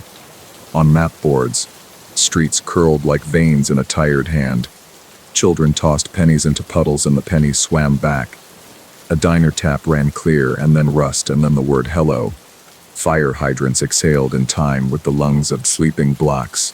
Every drain had a temperature now, and some had moods. People learned to hum when they washed, to keep the balance amused. I tried to resign and could not find the form. I tried to sleep and dreamt in cross-sections and flow rates. My pulse made a noise like a valve deciding to live forever. The woman from the gradient called me without a phone. Her voice came through the radiator, steady as winter. You made a promise when you turned that wheel, she said. The throat likes your hands. It wants them back at shift. I wrote back by fogging the mirror and drawing a circle. In the circle I ran yes because I had already said it. The mirror tasted like iron when I licked the O because I am weak. 2 more sinkholes opened. Small as winks and just as friendly. They swallowed trash cans, a bench, the corner of a rumor. No one was hurt. The news said, and I believed the phrasing, we increased the tithe objects instead of bodies. Hair clippings tied with red thread vanished appreciatively. Dental casts went like sugar cubes into a friendly drink. A busker's harmonica floated a while, and then silenced gracefully. We gave it a cabinet of labeled joys, returned our plumbing's patience. But the gradient still kept a vessel ready, just in case of drought. It wore my name inside the bell where no one could read. When the heat came and the river shrank like a belt, the throat sulked, pipes groaned, basements sweated, prayers condensed on brick. We brought the vessel to the platform, and I pretended not to know him. He was hollowed kindly, with the tenderness of a careful theft. Inside him waited a music box, a wedding band, a school ID. A city is made of these, the woman said, and I nodded like a metronome. I turned the wheel and found my reflection in its enamel. 9 dimples opened, patient as accountants counting birthdays. The bell trembled as if laughing at a joke about gravity. I held the rope and the rope held me back with equal faith. I will not tell you what I did next because I am still doing it. We trade in measures, gallons, heartbeats, names, set into drains. I count the tithe and the throat counts me. Numbers agree to be teeth. If your kitchen sink hums at night, do not hush it. If your bathtub whispers a street you have never walked, answer kindly. Drop a coin, a key, a ring undone, and see if your house breathes easier. And if a sinkhole opens like a pupil at your feet, step back. But listen, there is a mouth beneath our city, and it is polite when fed. It learned my hands and I learned its hunger, and we are employed. When I blink now, I taste iron, and the circle is my throat.